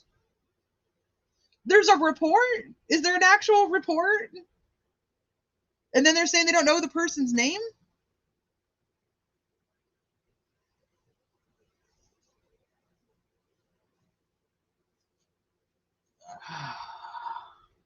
I need a drink. It's just Dr. Pepper, guys, though. Yeah, professor's out of the country. Well, they have his report, supposedly. So then the defense should have his report. Maybe they have it in this mountain of evidence that they keep saying that they have. That they haven't even been able to figure anything out because it's such a disaster. And sometimes pictures are hard to unravel. Especially, here, hold on, let's do this. Let's look at this.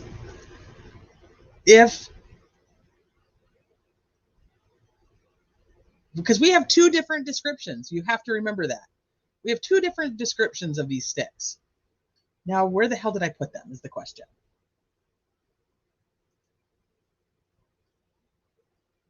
Okay, so here is the way that Barbara McDonald said that she was shown in the sketches she was given. This is how the sticks were laid on Libby. But according to this memorandum, the sticks on Libby look like this. I'm trying to make that bigger. Ah, shit.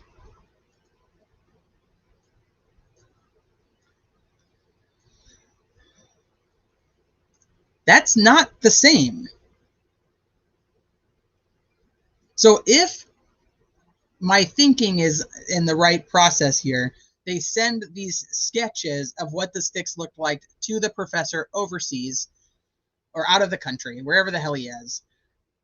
And this is what it looks like. So then does said professor...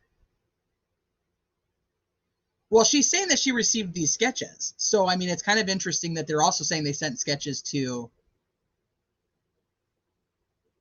this professor. I don't know. I find that interesting. Unless now there's all these law enforcement people are making all these different sketches. You know, who knows? Maybe. Shit. But this is not the same thing. This is not the same thing at all. So does it mean something different? I don't know.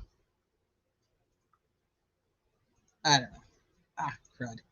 Okay, so it's not exactly correct. Well, yeah, I wouldn't think so. I agree. I wouldn't think so.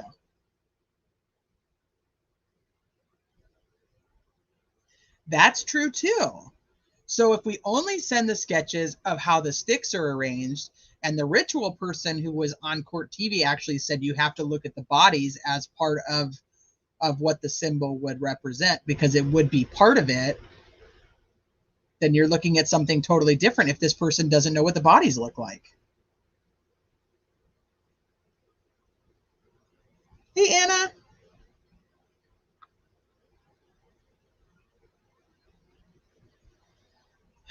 Okay. All right. So basically, there is some form of report that was given from this unknown professor to the cops that people have looked at and are getting multiple interpretations of what this Purdue professor even said. And this one guy, Holman, has said to two different people, yes, it was conclusive. It wasn't Odinist. And then to this other person, Purdy, that is inconclusive. So Purdy looks at it and says, yeah, it's totally inconclusive.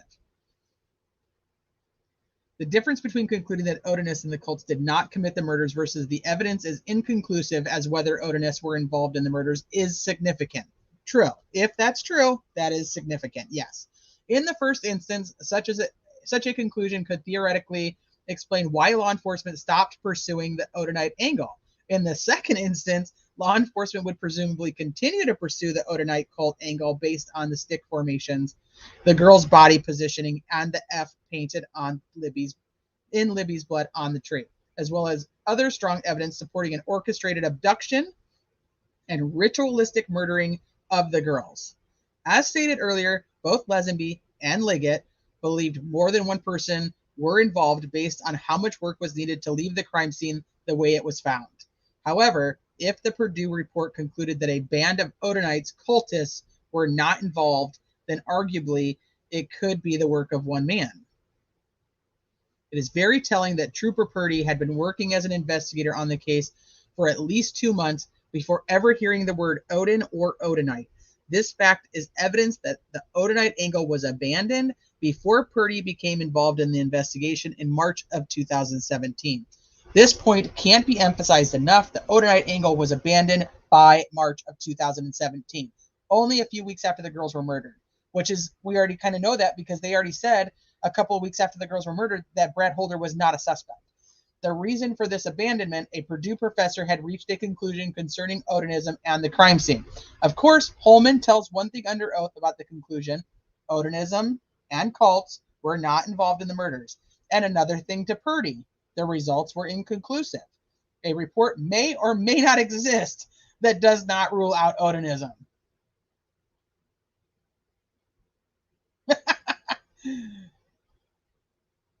Okay, hold on. So this evidence will be discussed later, but primarily involves social media posts on Brad Holder's Facebook page and witness statements found on a 12-page report that the defense has dubbed the Odin report. Okay.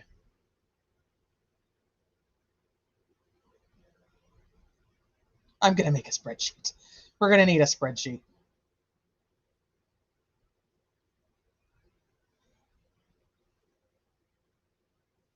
Yeah, they can't even get the stick formations to be the same.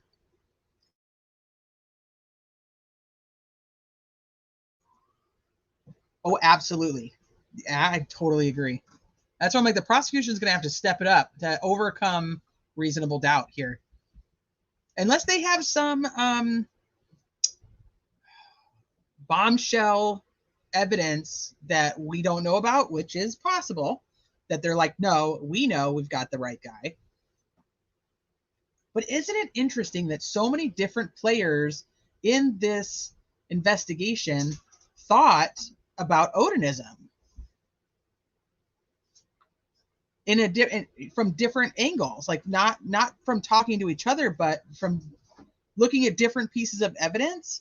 They did all kind of come back to this. A really, really big spreadsheet. Yes.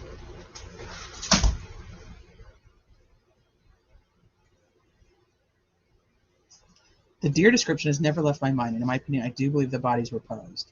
Staged would be misled. If we go, well, okay, so if you think that somebody killed the girls and created the scene to look like Odinites, that is also staging. They also posed the bodies. So if you are staging, you're trying to make the scene look like something it isn't. So if you do have a Richard Allen who's like, I'm going to totally blame this on the Odinites. Watch how I do it. Then you have a staged crime scene because now he's staging it to try to make you go the other direction. And then now if you don't, and it is just a Richard Allen, then you have these bodies that are posed. And I know it's gruesome and I know it's grotesque. I want to know. They say that Abby didn't have any blood on her. Did she have any blood in her? I can't. That to me is going to show a whole another level of ritualism. Somebody doesn't just go doing that just for shits and giggles. Hey, LFT. Yeah, good. Yeah, it's necessary at this point. I can send you all my Delphi files, or if anybody has stuff they want to send me, I'll work on a master spreadsheet. Yes, do it. No, it doesn't. It doesn't. But you have to tie if so. Okay, okay. So now you have a Keegan Klein who's faking to be an Anthony Schatz, who's in communication catfishing Libby, and then Libby happens to go to this bridge, and her and Abby run into this other weird dude who's planning on kidnapping them, leads them down this hill, and they run into a cult who's in the middle of a ritual, and they're like, yeah, we're going to keep those girls. Like, right, Danielle? I know that's what I'm saying. Like, I know it's gruesome and I know it's grotesque, but if what I'm thinking is accurate, there's a whole nother part of this then.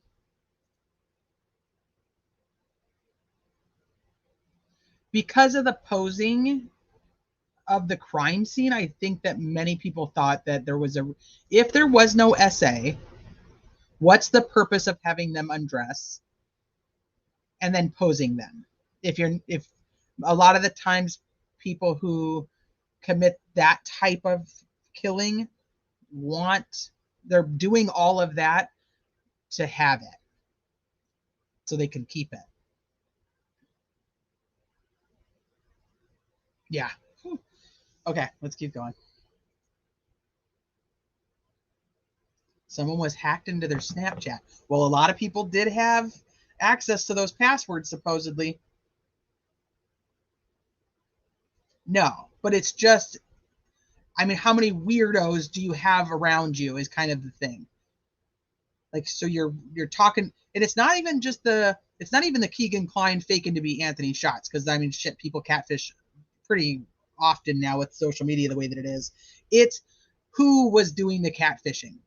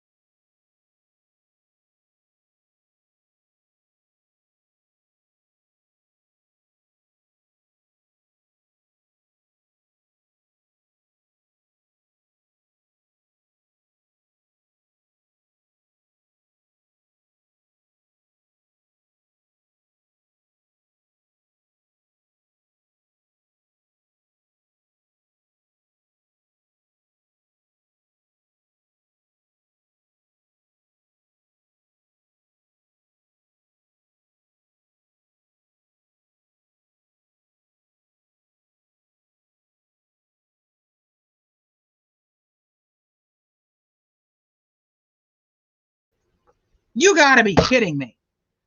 Gosh darn it. I totally read all of that. I swear to God. Oh my gosh. Such a mess. I'm a mess.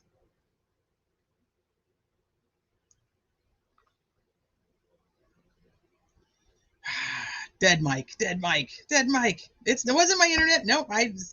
There's something about switching my mouse from one screen to the other that must glide right over that, and it just, I'm gonna have to pay a lot more attention. I don't know what is. I don't know, that's irritating. Oh my gosh. I don't even know where I started at. You guys probably realize, like, wait a minute, I think she's probably talking because the page is moving, and so dumb.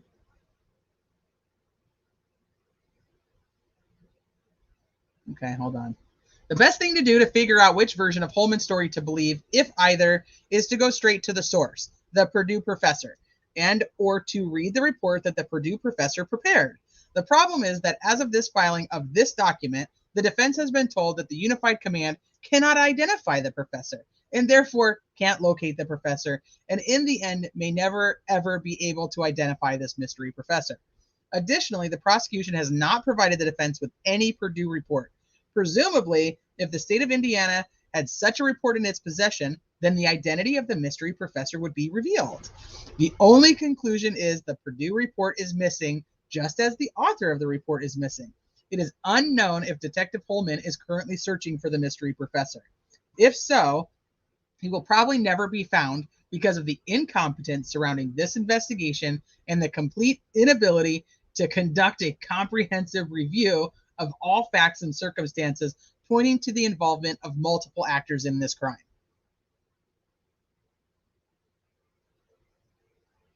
Why don't we ask Buckley? Why don't we just go ask Sergeant Buckley who the hell he talked to?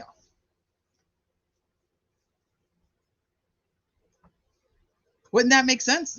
Is Buckley not around anymore? What happened to Buckley? Buckley's got the answer. To summarize, the crime scene is chock full of signs of cult involvement.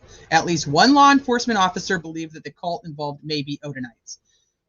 Bottom line is, the original people on the crime scene did have an inkling that there could be something about this crime scene that was ritualistic. Now, the defense, although it was 5.5 years later, they get the photos of the crime scene. They're seeing something that has to do with ritualistic things as well. It's worth pursuing in some fashion, and if the investigators don't have a direct line of how they nipped the whole cult thing in the bud, like, that's a problem for me, because there's so many different investigators who came in at different parts of the investigation that all believed there was something.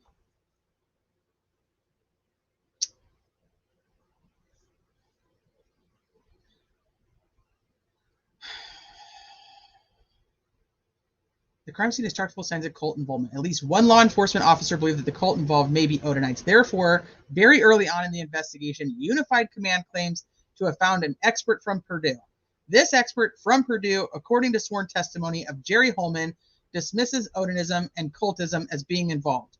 The investigators move on from Odinism to the degree that when Trooper Purdy got involved in the investigation, Purdy never even hears the word Odinism or Odinite uttered by anyone. Rather, Purdy hears Odinism first time in May or June from Becky Patty. Now, this mystery professor can't be found.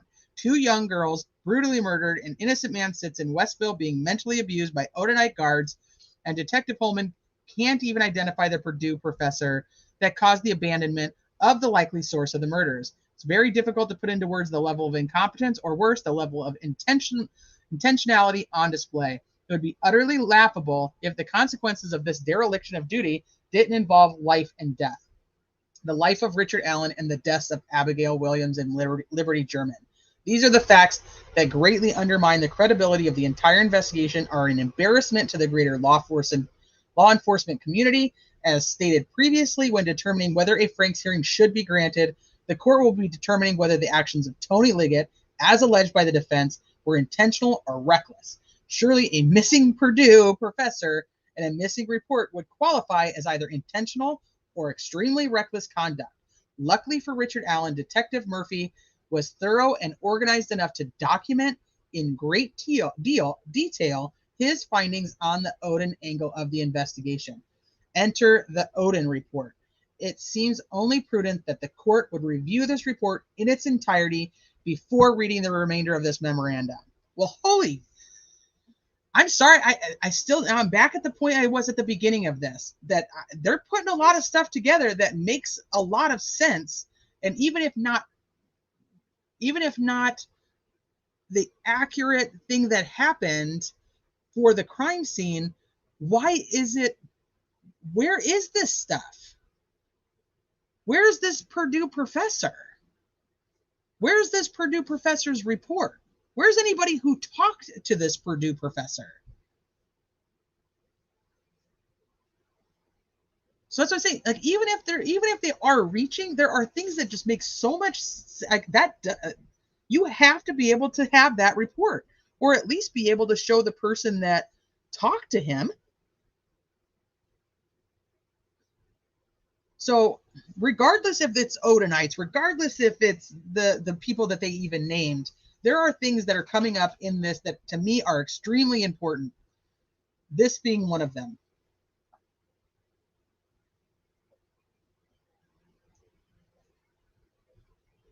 Hold on one second, you guys.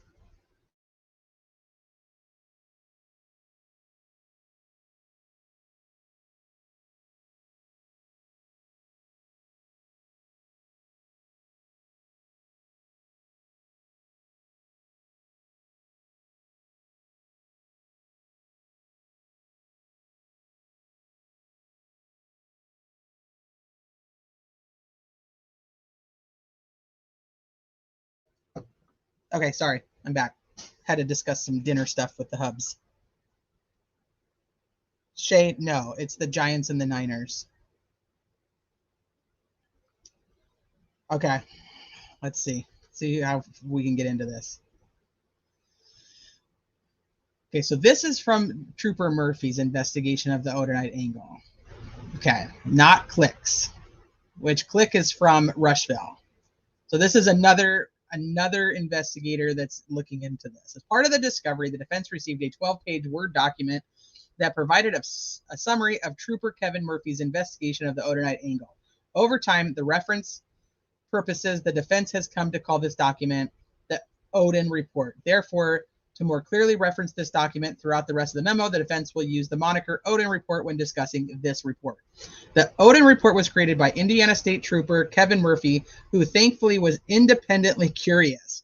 The Unified Command, through Liggett and Hammond, had concluded by March of 2017 that Brad Holder should be cleared as a suspect, as we will detail later. Further, Unified Command had claimed that it had concluded very early on, probably around March of 2017, that the Odinites were not involved, as discussed earlier. Despite Liggett and Holman clearing Holder as a suspect in March of 2017, and despite a mystery Purdue professor dismissing all links between Odinism and the murders, Murphy pressed on. Murphy began investigating a man named Elvis Fields down in Rushville, Indiana, 126 miles away. The fruits from his investigation ultimately boomeranged Murphy, as well as law enforcement officers Greg Ferenczi and Todd Click, back to Brad Holder, and therefore back to Odinism. Okay, so his investigation led him to Elvis. Okay, let's try to think of how we get here. Okay, Murphy, Ferenczi, and Todd Click's dogged pursuit of the truth is what we citizens and those accused of crimes should expect out of law enforcement. These honorable law enforcement officers were knocking on doors and conducting interviews, going wherever the evidence led them. Immediately following an interview, Murphy would reduce key aspects of that interview into a Word document.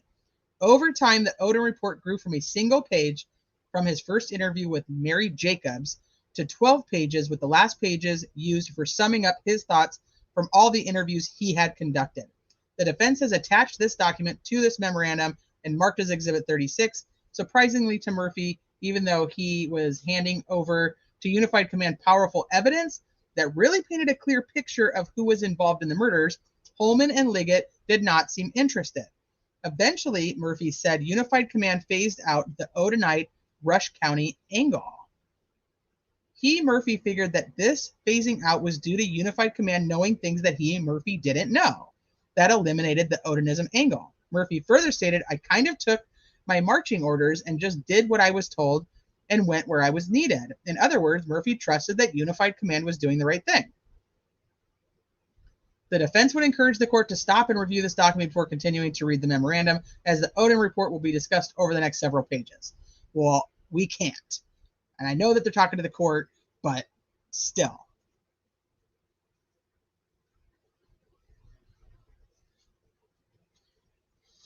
Oh, it's so frustrating. Who is Brad Holder? Who is Patrick Westfall? Who is Johnny Messer? Who is Elvis Fields? And who is Rod Abrams? And why does the evidence strongly point toward these men as having been involved in the murder of Abby and Libby? The Odin report provides much of the information. However, the report is not the only source of evidence provided by the state of Indiana that links these men to the murders. The investigative fingerprints of Todd Click and the late Greg Ferenczi are prominently peppered throughout the Odin report as well.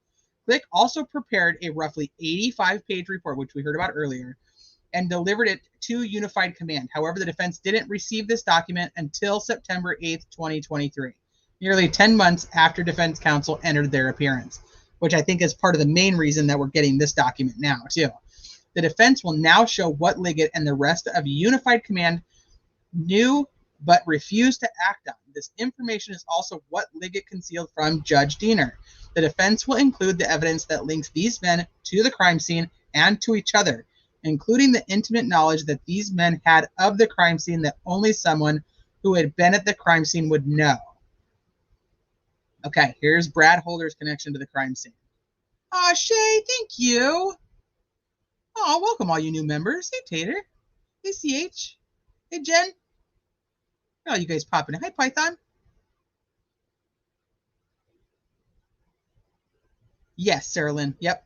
Abby's boyfriend's dad. Yes. Aw. Thank you, Shebe.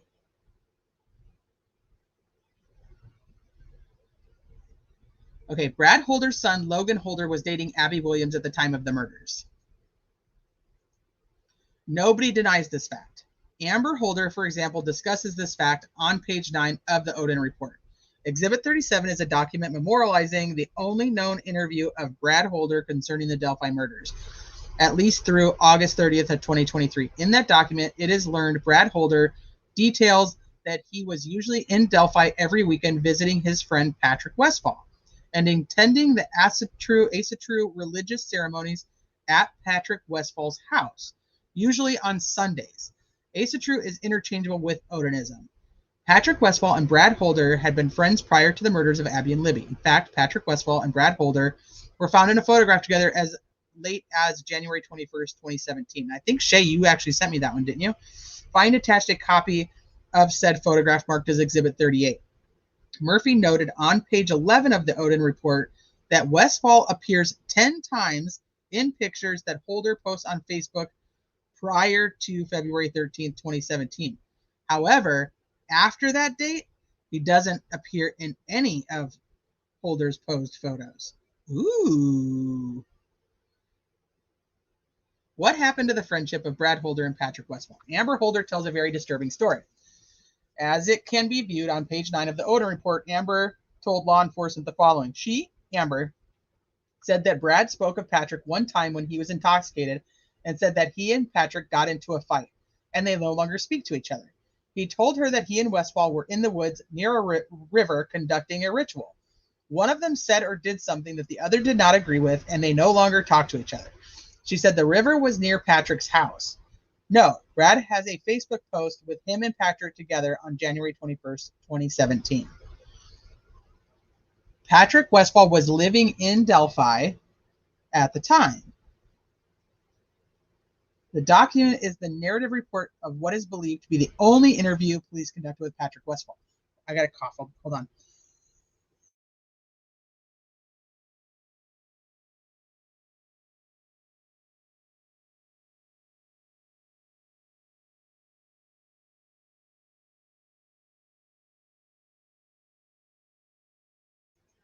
Okay, sorry, you guys.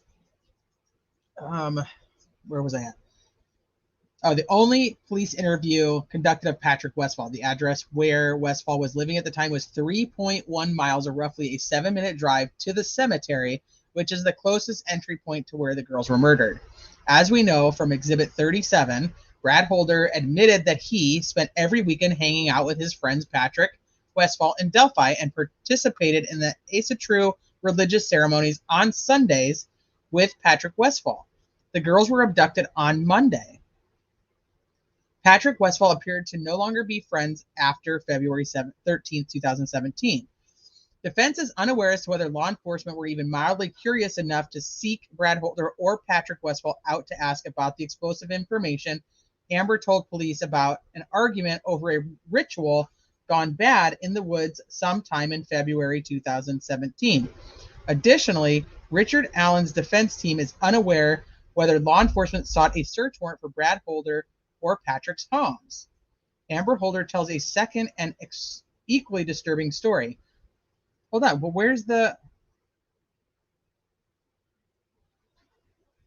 Okay, hold on. In a report labeled this, Patrick Westfall described to law enforcement that Asatru was a warrior-type religion with many gods, including Odin and Thor.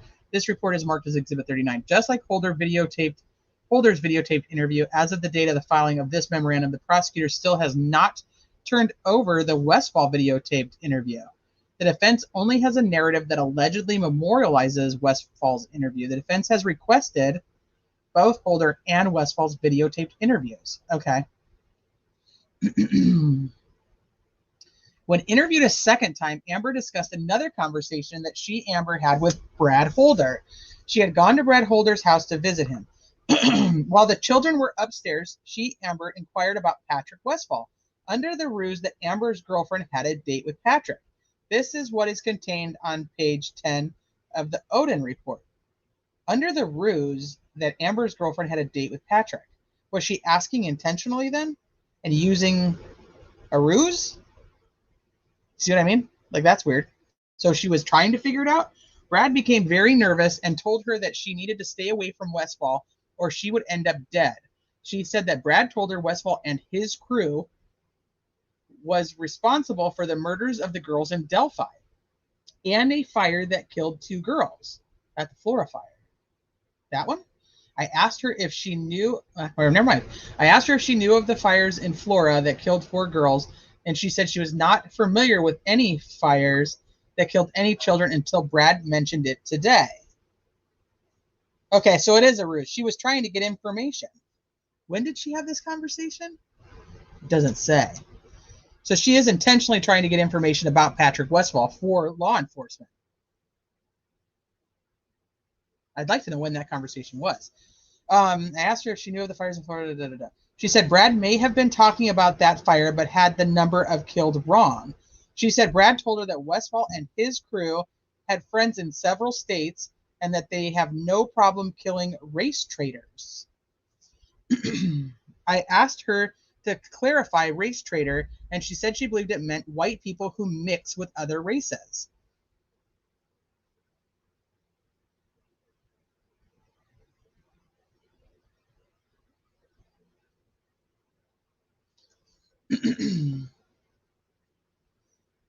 Amber said that Brad told her that Westfall belonged to a group called the Vinelanders or Vinelanders and 22. Brad told her that Westfall and many people backing him up and powerful friends. She said that Brad was very nervous while telling her these things and was whispering like he was fearful someone else would hear him. She said that throughout the conversation, Brad was constantly telling her to stay away from Westfall. He also told her that Patrick had killed a lot of people and it didn't matter if they were innocent or not. Amber truly believes Brad is scared of Westfall. Prior to Amber leaving, she said that Brad told her to stay off Westfall's radar, and I can only protect you so much if you keep asking questions. He also told her that if Westfall found out she was married to him, that she would be in danger. Brad questioned her on why Westfall would be going on a date, that he was under the impression that Westfall was married or engaged to someone. Yeah. Imagine being an investigator trying to solve a horrible murder, having learned all of this information. What would a good investigator do? What would good leadership in the form of uniform command do with this information? We would ask the court to think about all the tools that law enforcement had in its arsenal to pursue an investigation once these explosive stories were told. It doesn't appear that the Unified Command did anything. The question then may be, did they, including Liggett, want to do anything to investigate the Odinites? Was Uniform Command and Tony Liggett, a member of Unified Command, acting intentionally or recklessly in the way it conducted the investigation? And by extension, was Liggett acting intentionally or recklessly in concealing this information from Diener in his affidavit for a search warrant? I don't know if he needed to include it in that, though. That's what I'm not tying those two together yet legally. What else linked Holder to the crime? Okay. Let's see what you guys think. I got a cough again, though. Sorry.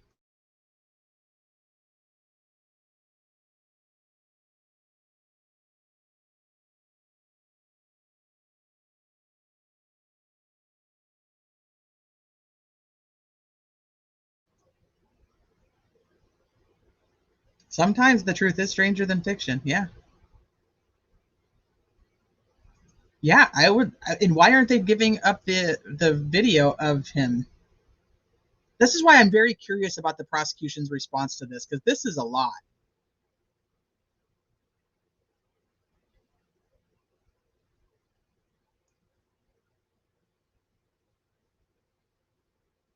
Yeah, yeah, Bex.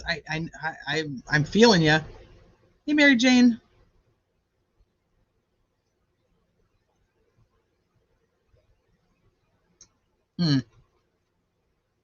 MK. Oh gosh, yes. Oh gosh, yes.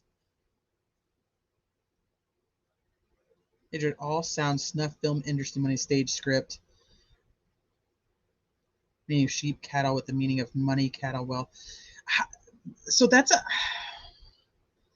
another avenue that I was thinking is like the snuff film industry. And I started thinking about that when it came to the Keegan Kline, Tony Kline stuff being involved, or people being involved, and the trip to Vegas and the phones and just.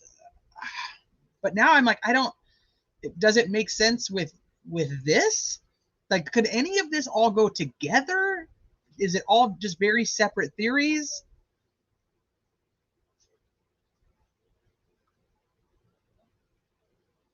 So on April 7th, 2017, Holder posted a photo of a hand marked with the exact same rune found on Abby's body.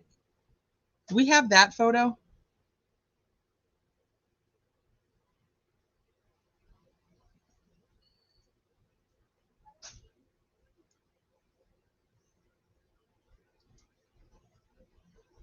Hold on, I'm going to look and see if that's one that Shay sent me.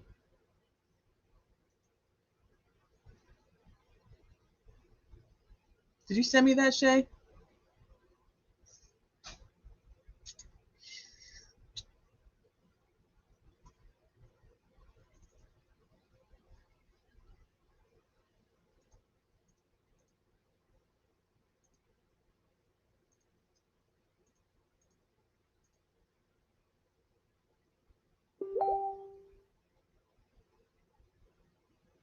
Hold on. I feel like you may have sent me that one. Why is my computer acting weird? Hold on. Sorry, guys. I can't get my screen to open.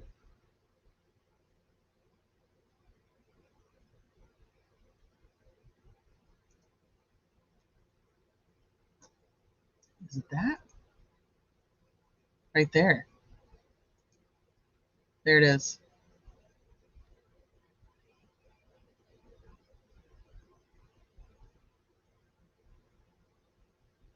Thank you, Crime Curious. And hi, honey. Have you uploaded yet? I haven't seen it.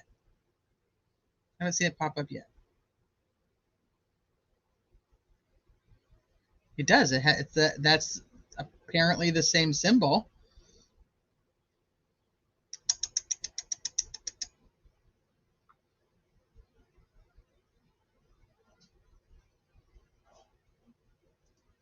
My thought is this: if the defense is correct, It was EF and PW, and BH came later after work after the girls were already taken. I do believe there are 2 crime scenes. So this is another whole part of this that I'm wondering is, did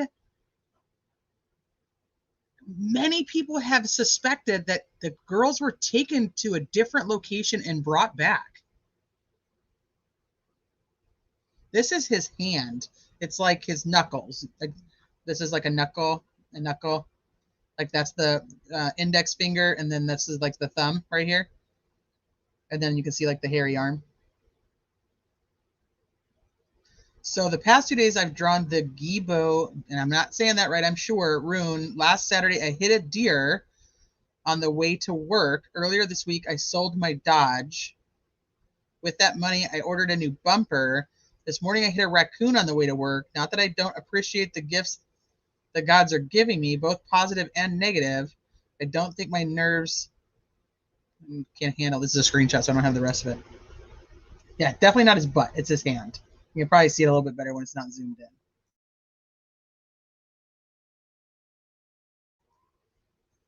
This is, I have a lot of questions about that. That is a big thing to me. And without having that answer, I don't know if I can make a determination on how I think. There's so many pieces missing. I cannot go down one or another and choose.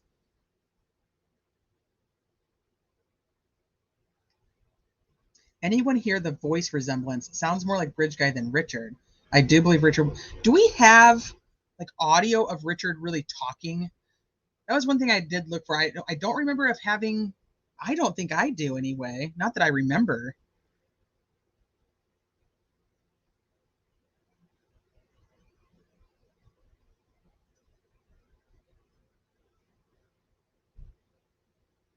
So anybody who's interested, Crime Curious actually went through and did an entire reading of this document.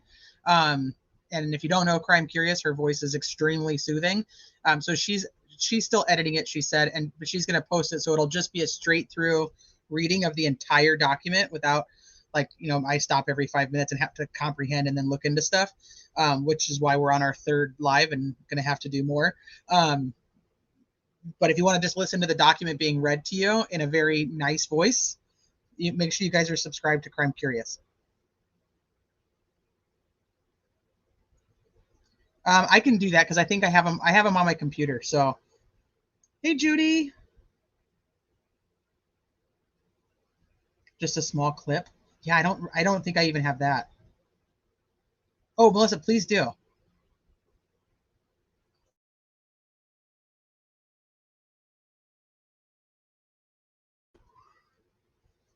Smarty Pants. I think we're on like page 58. 59. We've made it to page 59, Ainsley. See, Irene, I wondered that when it came to the Kleins.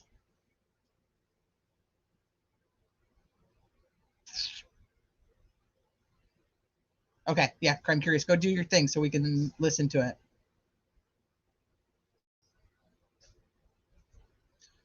Well, I know that there's more words that are said in this audio.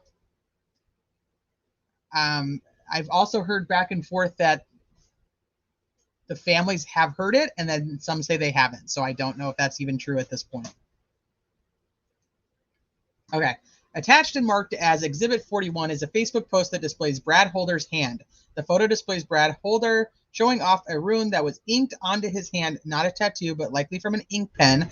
This rune that Brad Holder is proudly showing off is the same rune that the killers laid on Abby's body using sticks. This image was posted by Brad Holder approximately 52 days after the murders. The public had no idea what the crime scene looked like and that Abby had sticks placed on her body like a Hegel rune. Yet Brad Holder coincidentally was showing off the same rune that was found on Abby. That should be important information for curious, honest, and well-intentioned law enforcement officers. Well, 52 days after the murders, nobody's looking at Brad Holder, right? Because they told him that he's not a suspect.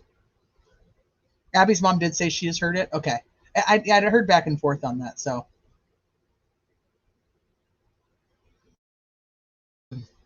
Okay. Honest. I like their adjectives that they use in here, though. Honest Trooper Murphy admitted that the image of the rune drawn on Holder's hand was similar in appearance to the rune found on Abby's body.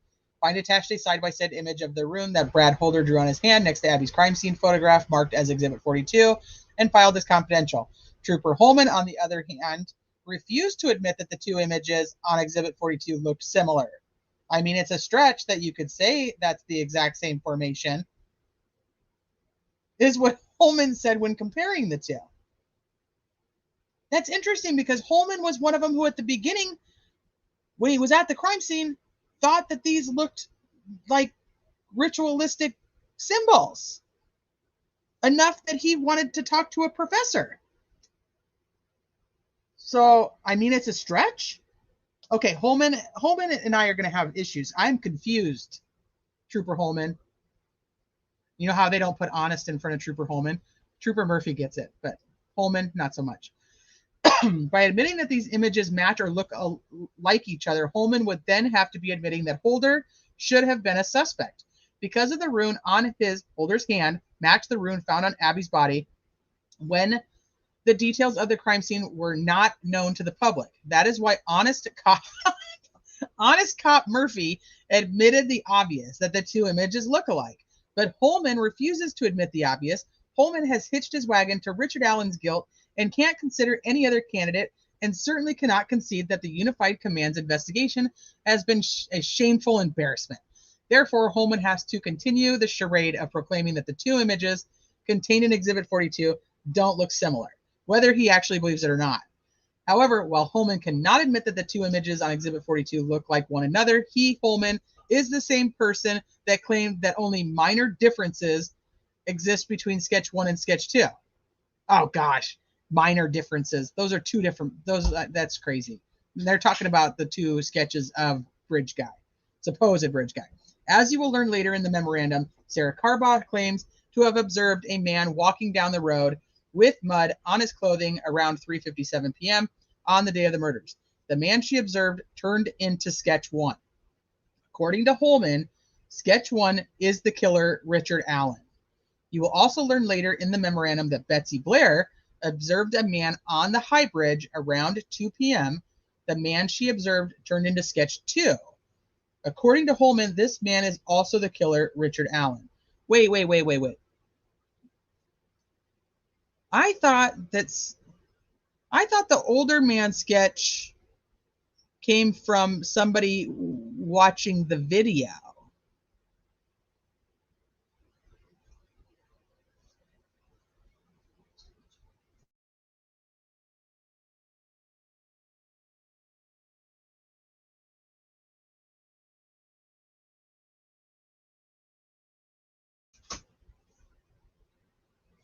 Hold on. What was in? Oh, it was in Michelle after. Okay, I'll have to listen. Yeah, honest. I'm honest criminality.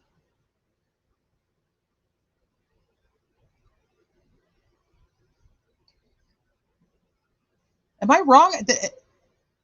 Did they not say that the second sketch, second sketch first released, was drawn based on them watching Bridge Guy on Libby's video?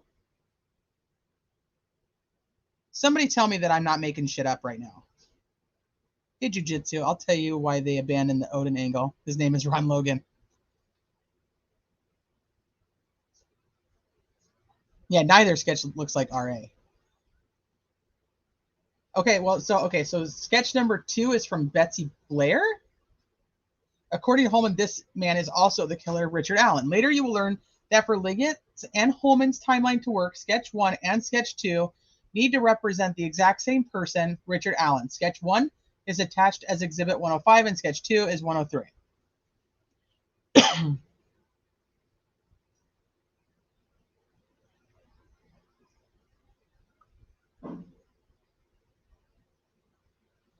We would ask you, Judge, to take those exhibits out and to please look at them. Those two exhibits, according to Holman, are the same person. I've always had an issue with the sketches when it comes to them going to trial because they don't look anything alike. That how is the jury going to say that they can count on any of these eyewitnesses when the eyewitnesses are giving two different versions then?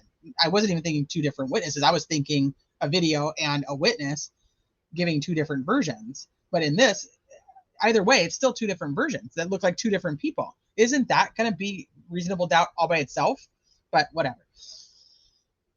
Those two exhibits, according to Holman, are the same person, Richard Allen, and they need to be the same person in order to support Holman's timeline. Yet Holman will not admit the obvious that the men represented in these sketches look nothing like each other, nor like Richard Allen. Needing them to be the same man, Holman testified under oath that only minor differences exist between sketch 1 and sketch 2. This is how entrenched Holman is in his position that Richard Allen is guilty. He can't even admit the obvious.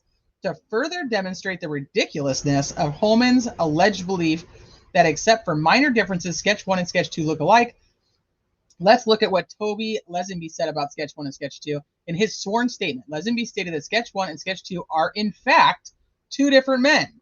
While Richard Allen sits in a prison waiting for full disclosure of all evidence in the state's possession, the current sheriff and former sheriff can't even keep their story straight as to how many men were involved and whether sketch 1 and sketch 2 represent the same man or two different men. While Holman will not agree that Brad Holder's Facebook hand rune resembles the stick formation found on Abby's body because that promotes Brad Holder as a suspect, at the same time, Holman will tell you that sketch 1 and sketch 2 look alike with only minor differences. How far was Holman willing to stretch this incredible claim when Holman was asked which resembles each other more, sketch 1, sketch 2, or the two images found side by side in Exhibit 42? Holman claimed that sketch 1 and 2 looked more alike than the other two images. We asked the court the same question and see if you have the same answer as Holman. Please look at the sketches, then look at the side by side. Would you claim under oath that sketch 1 and sketch 2 look more alike than the two ruins found in, or the two potential ruins found in Exhibit 42? The fact that Holman refuses under oath to admit the obvious truth should provide insight into whether Holman and his fellow Unified Command member, Tony Liggett, acted intentionally in concealing information from Judge Diener. How many more pages are in this section? I do have to get off and cook dinner here soon, so I may stop right there. Yeah, probably.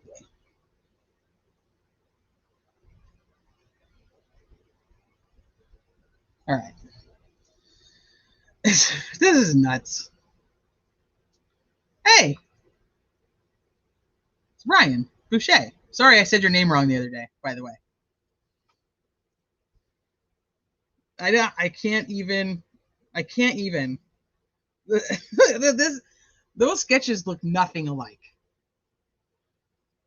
They never have. I mean, people purposely overlaid them. And here's the other thing. To prove the point that they said that these were two different people, they made sure to tell us not to overlay them and not to merge them together, that they were not the same. So, yeah, they change it more than their underwear.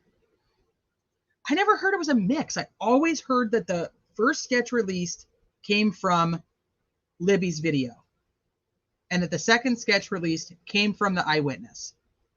I didn't know that. The other witness was a policeman sketch that they show on news videos. You can see what he says. There seems to be a lot pointing in the direction that this is not just some random CVS worker. Yeah, Irene, the guy, the Elvis guy says he spit on one of them. Do we know that there actually was other DNA like that found? If that's the case, ooh.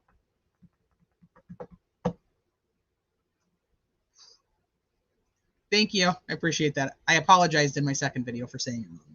This whole thing raises a lot of doubt. I'm telling you right now, this trial, I don't even know how we're going to get there.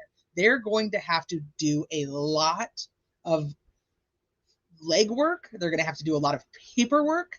And where the fudge is the freaking report that we now know exists because Purdy saw it?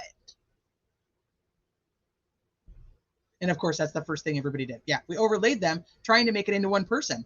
And he came forward and said not to do that.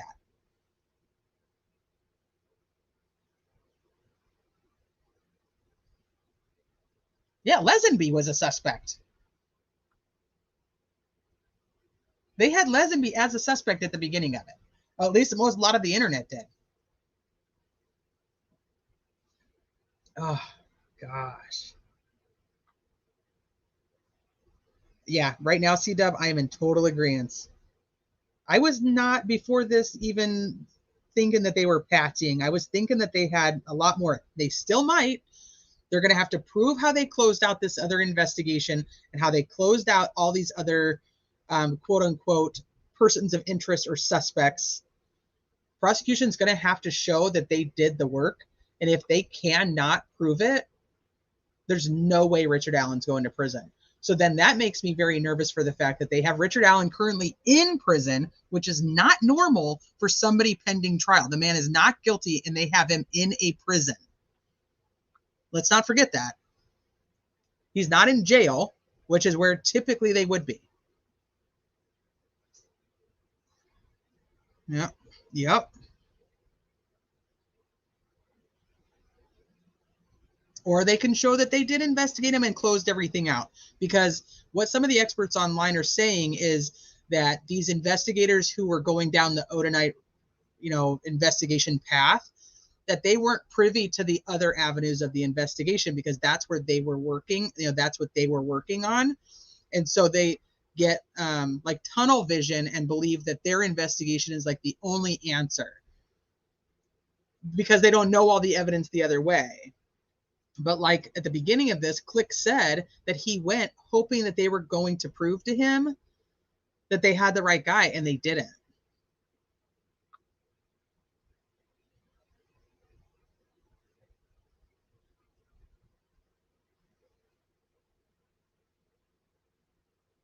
See, I honestly feel like this is doing what it's designed to do. They want doubt and confusion. They want to taint the future jury.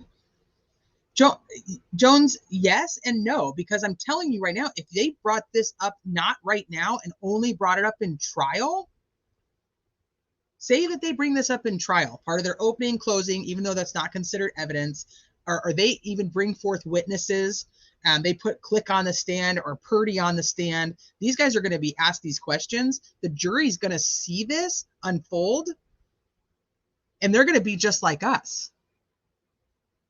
At this point right now, what they actually have done is give the prosecution the chance to say, hey, no, we actually did the investigation and this was our result and we did it the right way. If this was just brought up at trial, boom, jury's like, holy shit, just like the internet is right now. All right, you guys, I'm going to wrap it up. I got to go help make some dinner for the family. I thought we would make it further than we did, but I overestimate my ability to get through a document because I have so many damn questions. We made it to page 62, you guys. We made it to page 62. We made progress. We will be back again to continue. I hope you guys will all join me. I thank you guys for being here. As I always tell you, I know that you have 1,000 other places that you could be, and you choose to spend your time here with me, and I cannot tell you how much I appreciate each and every one of you for doing that. I don't have the answers. I'm just shaking my head over here. I'm just shaking my head, but we'll keep going. I will see you guys mañana. Now, will it be in the morning or the afternoon? I don't know. I'll have to check the kids' schedules and we'll see. I love spending my time with you guys though. I really do. And it just, I don't even know. Like, there's no conclusion at the end of this, which is also an interesting thing. We don't have when we're done reading this, we won't have a conclusion. It ain't happening yet. But go enjoy the rest of your Thursday. Thank you for being here. Thank you to all the new members. Thank you for those of you who gifted memberships. Thank you guys for just being here. Make sure you guys hit the like button on your way out, and I will see you tomorrow.